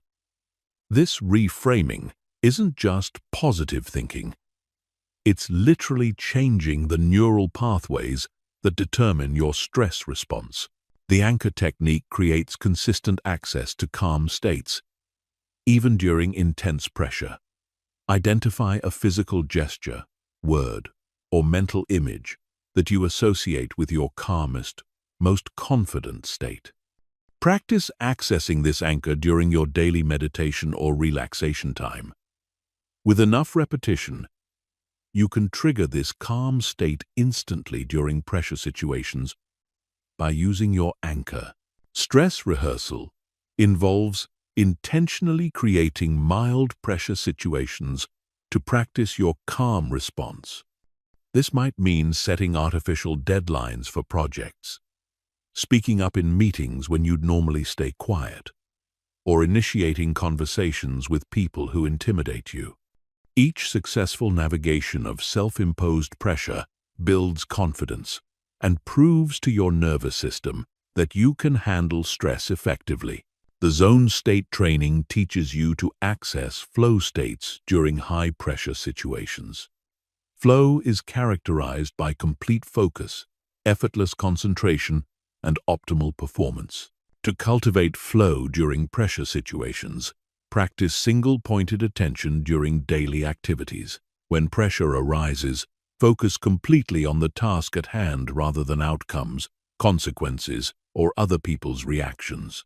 Body language mastery recognizes that your physical posture directly influences your mental state and how others perceive you during pressure situations. Practice power poses before high-stress situations. Stand tall with shoulders back, chest open, and arms either on your hips or raised above your head for 2 minutes. This increases testosterone and decreases cortisol, creating biochemical confidence. During pressure situations, maintain open, relaxed body language even if you don't feel calm internally. Keep your shoulders down, jaw unclenched, and breathing deep. Your body language not only affects how others respond to you, but also sends signals to your own nervous system about whether you're safe or threatened. The meta-perspective technique involves mentally stepping outside of pressure situations to observe them from a broader viewpoint. When you feel overwhelmed by immediate pressures, ask yourself, how will this matter in 5 years? What would I advise a friend in this situation? What's the worst that could realistically happen? And how would I handle it? This perspective creates emotional distance that allows for clearer thinking. Attention training develops your ability to focus on what matters most during pressure situations, rather than getting distracted by anxiety, fear, or irrelevant details. Practice sustained attention through meditation, reading challenging material without distraction, or engaging in activities that require intense focus. The stronger your attention muscle, the better you can direct your mental energy during high-pressure moments. The preparation paradox involves preparing thoroughly for pressure situations while simultaneously releasing attachment to specific outcomes. Do everything you can to be ready.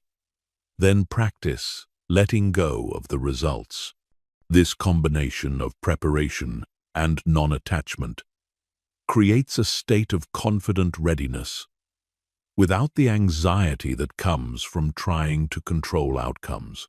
Energy management for pressure situations means understanding how to conserve and direct your mental and emotional energy for peak performance.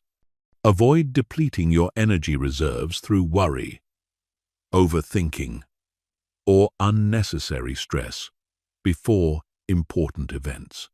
Practice energy conservation techniques like meditation, gentle exercise, and adequate rest in the days leading up to high-pressure situations. The pressure threshold training gradually exposes you to increasing levels of stress so you can maintain calm at higher and higher intensities. Start with mildly challenging situations and practice your calm techniques. As you master lower levels of pressure, gradually increase the stakes and intensity. This systematic approach builds genuine stress tolerance rather than just hoping you'll stay calm when it matters.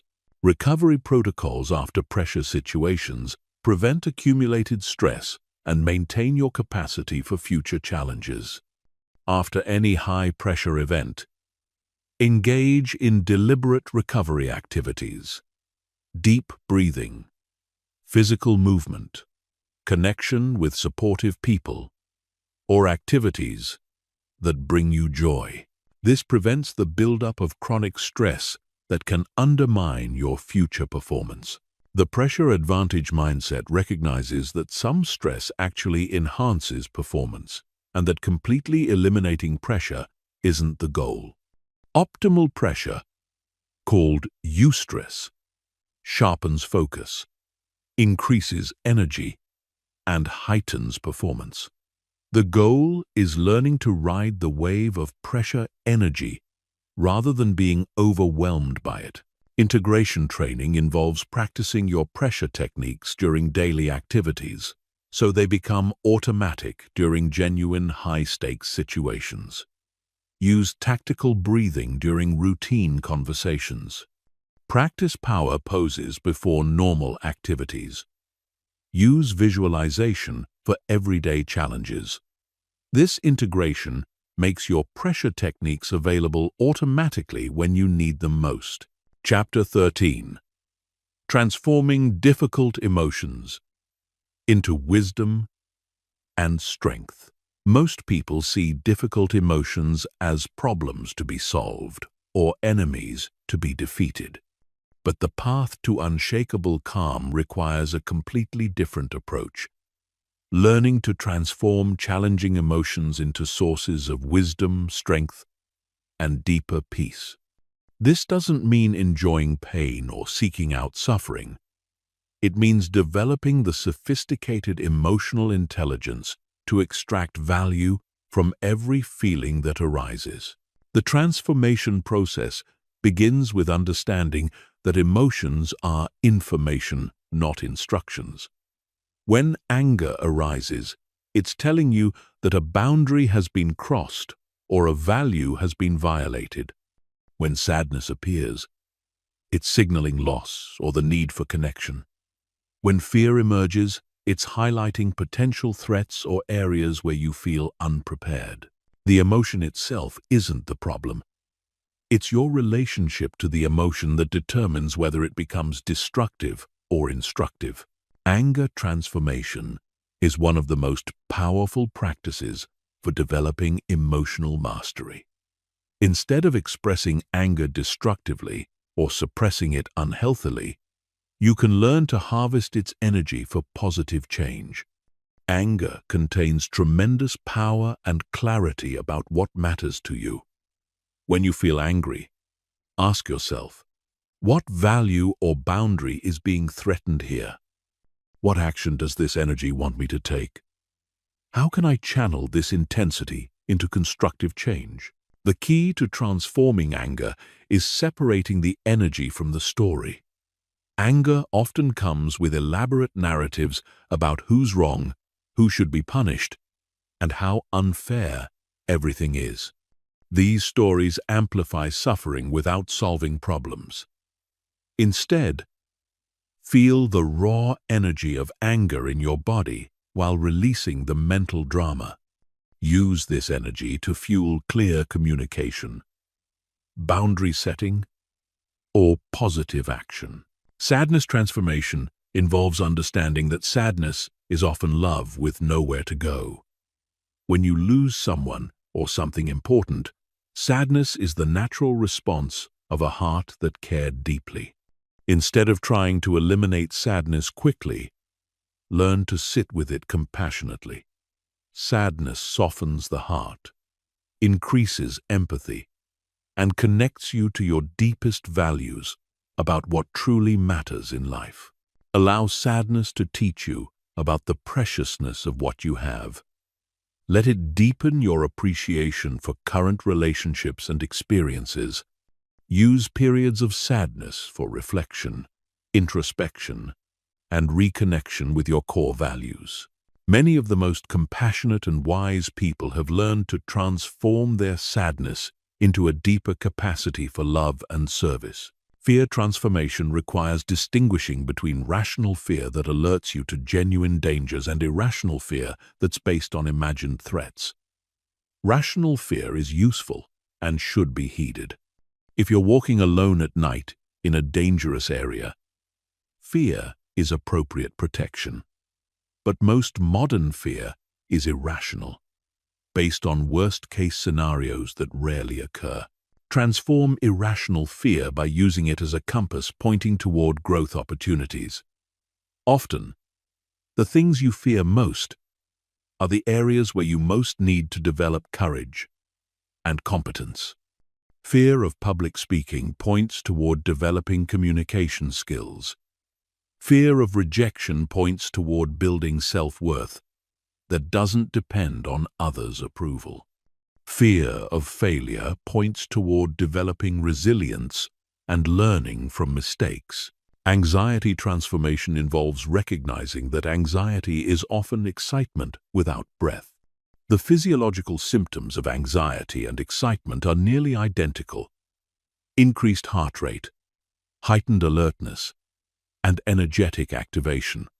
The difference is your interpretation and breathing pattern.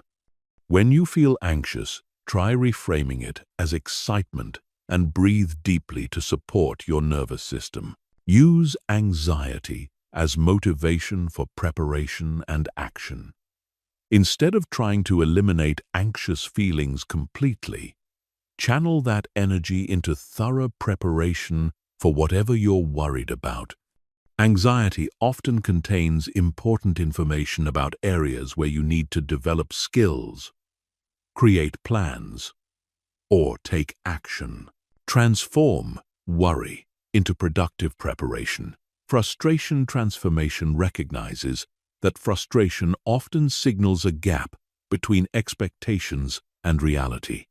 Instead of getting stuck in the emotional charge of frustration, use it as feedback about where your expectations might need adjustment or where you need to develop new strategies.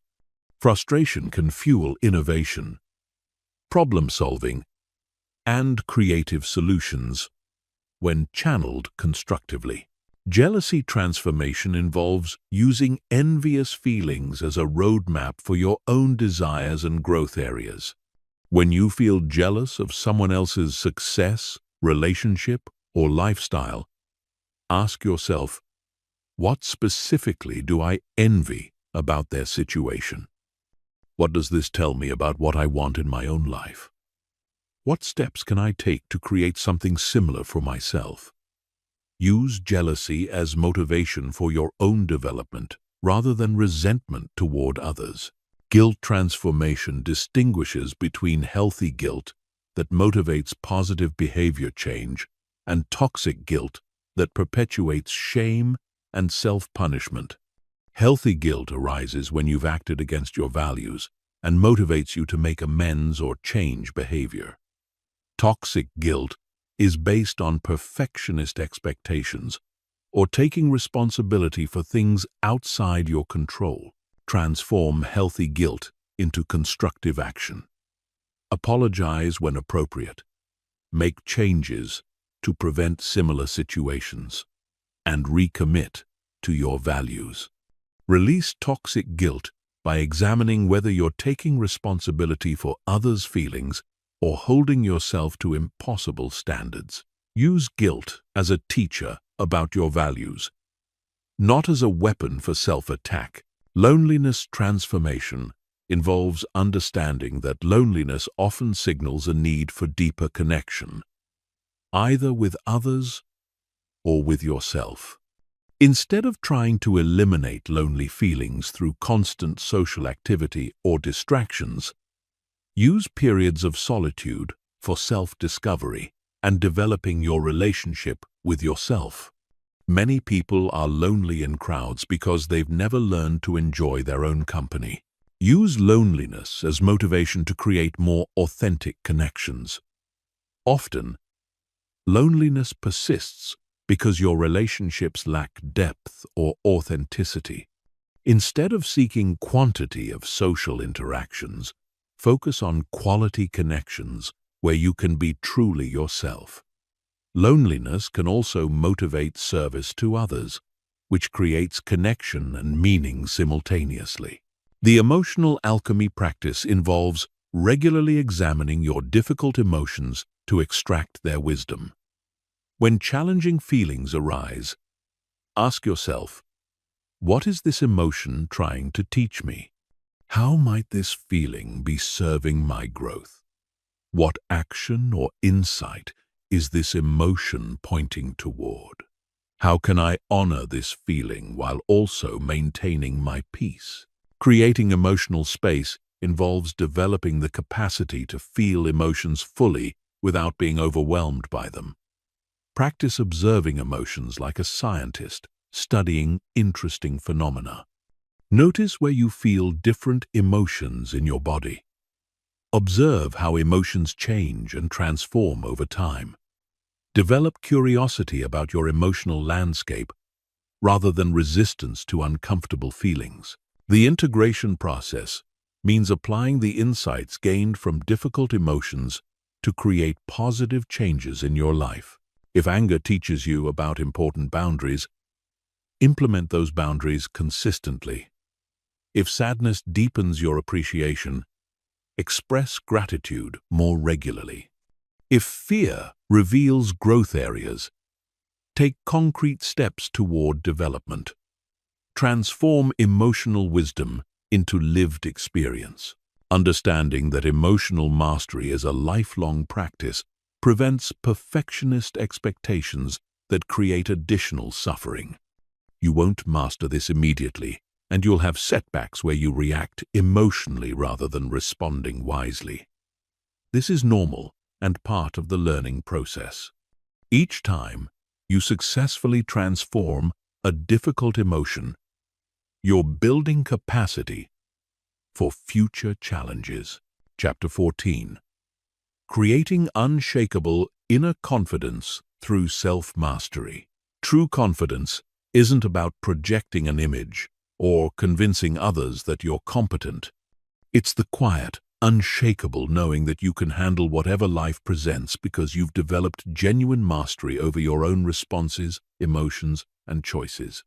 This kind of confidence can't be shaken by external criticism, failure, or challenging circumstances, because it's built on the solid foundation of self-knowledge and self-mastery. Self-mastery begins with brutal honesty about your current patterns, triggers, and areas where you consistently struggle. Most people avoid this honest self-assessment because it's uncomfortable to acknowledge weaknesses or areas needing growth. But you can't master what you don't acknowledge. Take inventory of situations that consistently destabilize your calm, emotions that overwhelm you, and behaviors you engage in despite knowing they're not serving you. The gap between your values and your actions is where confidence gets undermined. When you say one thing but do another, when you know what's right but choose what's easy, when you compromise your integrity for short-term gains, you erode your own self-trust. True confidence comes from consistently aligning your actions with your deepest values, even when it's difficult or inconvenient. Identify your core values clearly and specifically. Not what you think you should value or what others expect you to value, but what actually matters most to you based on your life experience and authentic desires. These might include integrity, growth, connection, creativity, service, or freedom. Once you're clear on your values, use them as the compass for all significant decisions. Keeping commitments to yourself builds unshakable confidence more than any external achievement. Every time you follow through on something you said you'd do, even small things like exercising, reading, or meditating, you're proving to yourself that you're reliable and trustworthy. Every time you break a commitment to yourself, you're teaching yourself that your word doesn't matter. Start with small, manageable commitments and build your self-trust gradually. If you haven't exercised in years, don't commit to daily hour-long workouts. Commit to 10 minutes of movement 3 times per week and honor that commitment consistently. Once you've proven you can keep smaller commitments, gradually increase the challenge level. Emotional regulation mastery is foundational to unshakable confidence, because confidence crumbles when you're at the mercy of your emotional reactions. When you know you can stay calm under pressure, think clearly during conflict, and make good decisions, even when feeling intense emotions, you develop profound trust in your ability to handle whatever arises. Practice emotional regulation during low-stakes situations, so these skills are available during high-stakes moments. If you can stay calm when someone cuts you off in traffic, you're building capacity to stay calm during major conflicts. If you can think clearly when you're disappointed about small things, you're developing the ability to think clearly during major setbacks. Competence building in areas that matter to you creates authentic confidence that can't be faked or lost. Identify skills that would significantly improve your life, career, or relationships, then commit to systematic improvement. This might be communication skills, financial literacy, technical abilities, creative pursuits, or physical fitness. Real competence creates real confidence. The key is choosing areas for development based on your authentic interests and values rather than what you think will impress others. Confidence built on genuine competence is unshakable because it's based on reality. Confidence built on image management is fragile because it depends on others' perceptions rather than actual ability. Failure reframing transforms setbacks from confidence destroyers into confidence builders. Every person who has achieved anything significant has failed multiple times. The difference between those who build unshakable confidence and those who remain fragile is how they interpret and respond to failure. Confident people see failure as feedback, learning opportunities, and proof that they're pushing their boundaries. Develop a growth mindset that views challenges as opportunities to develop new capabilities rather than tests of your existing worth. When you fail at something, ask, what can I learn from this? How can I improve my approach next time? What strengths did this experience reveal? How does this failure bring me closer to success? Boundary mastery creates confidence by proving to yourself that you can protect your energy, time, and values from external pressures.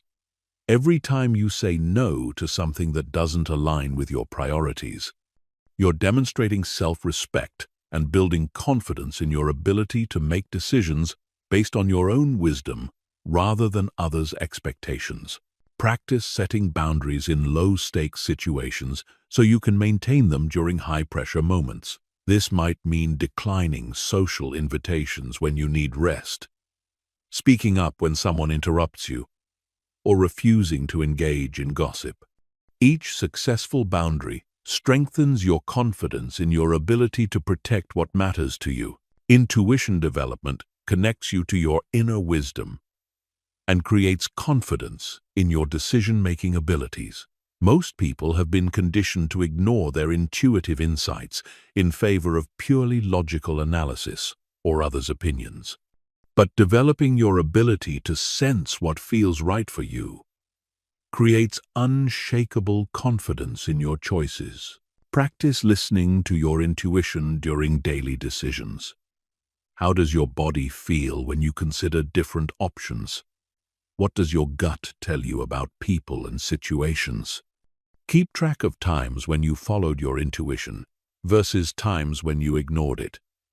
And notice which led to better outcomes.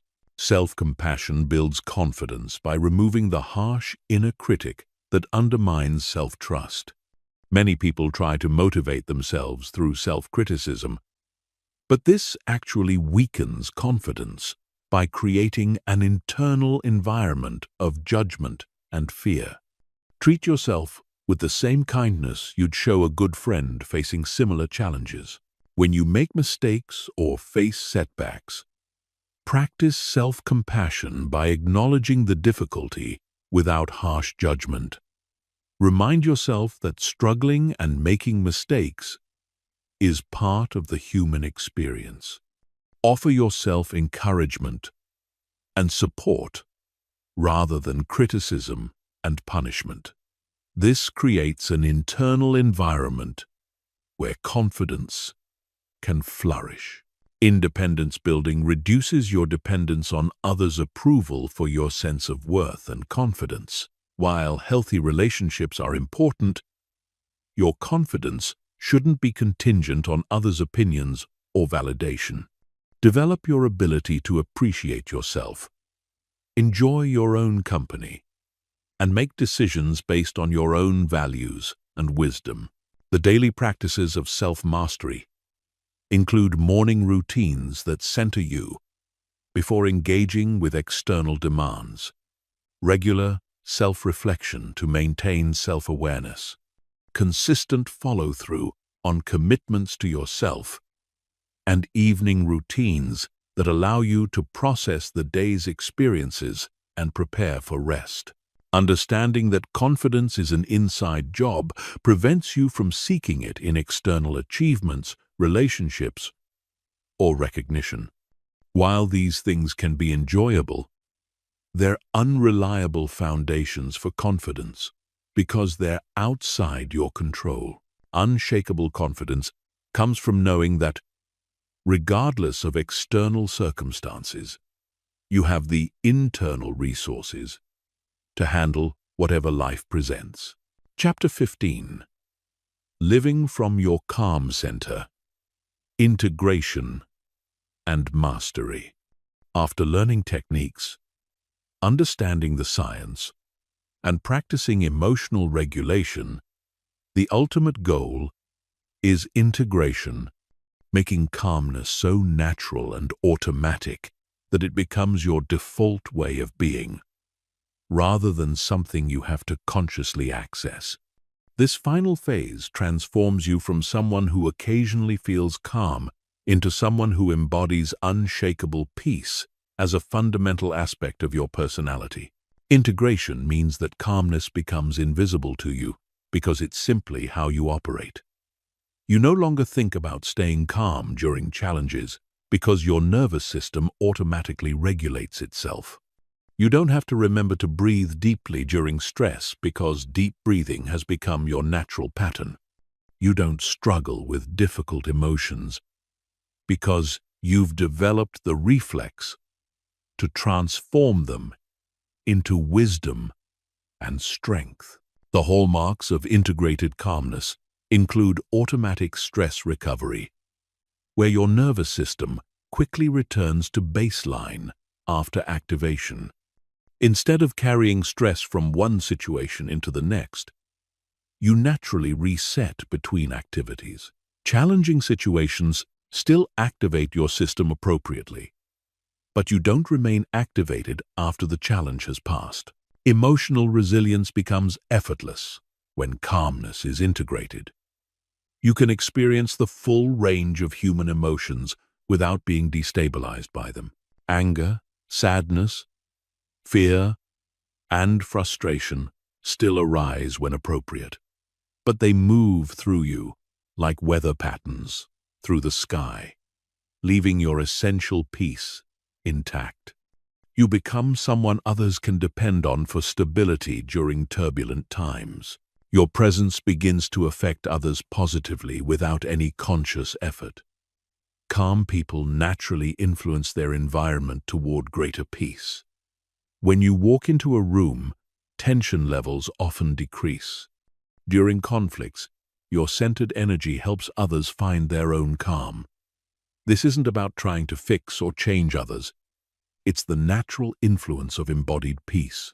Decision-making becomes clearer and more efficient when you're operating from integrated calmness, without the noise of anxiety, overthinking, and emotional reactivity. You can access your intuition and wisdom more readily. You make choices based on clarity rather than fear, and you trust your decisions because they come from a centered place. The practice schedule shifts from intensive daily work to maintenance mode.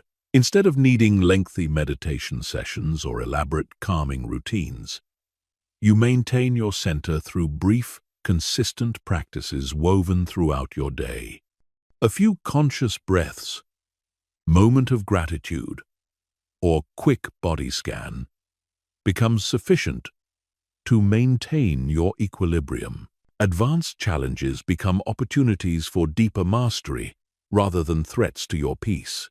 When you've integrated calmness, you actually seek out appropriate challenges because you know they'll strengthen your capacity and deepen your realization of your own unshakability. You become someone who thrives under pressure rather than simply surviving it. The teaching phase naturally emerges when you've integrated these practices successfully. Others begin asking you how you stay so calm, how you handle stress so well, or what your secret is. You find yourself naturally modeling calm behavior and occasionally sharing insights when appropriate. This teaching deepens your own understanding and creates positive ripple effects in your community.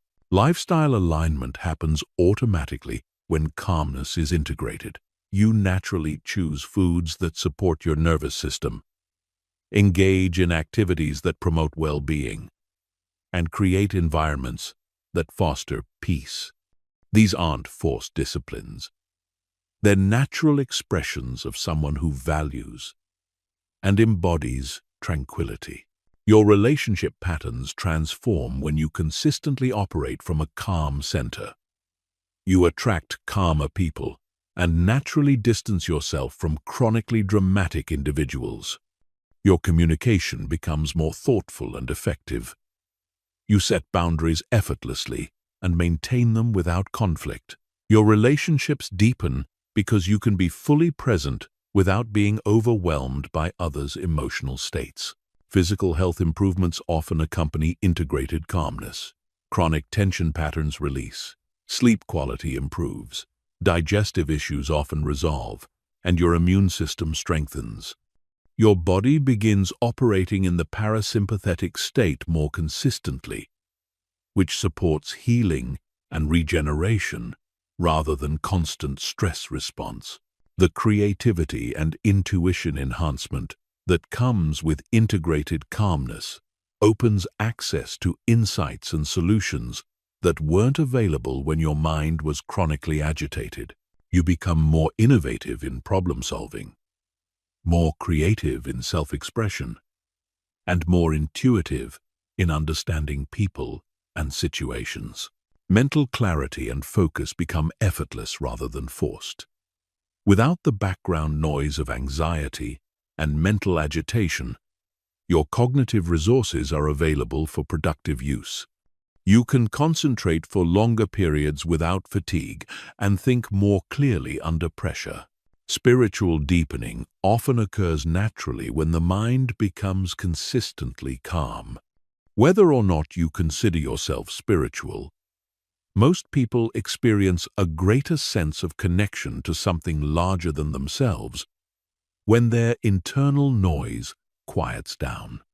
This might manifest as deeper appreciation for nature, greater compassion for others, or a sense of purpose and meaning that transcends personal concerns.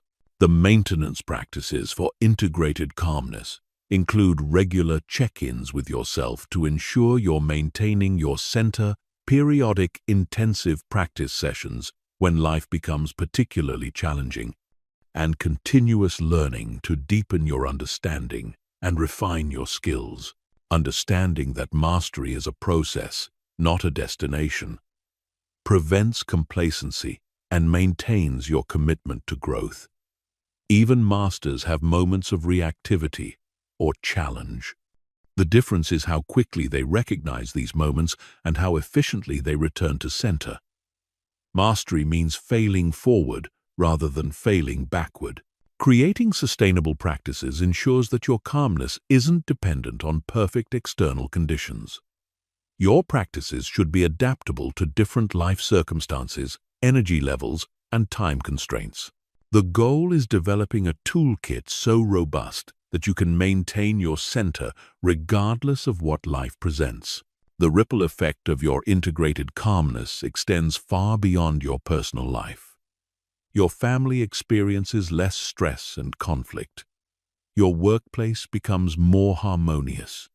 Your community benefits from your stable, peaceful presence. You become part of the solution to the collective anxiety and agitation that characterizes modern life. Legacy building happens naturally when you embody the peace you've cultivated. Whether through formal teaching, informal mentoring, or simply living as an example, you contribute to a more peaceful world.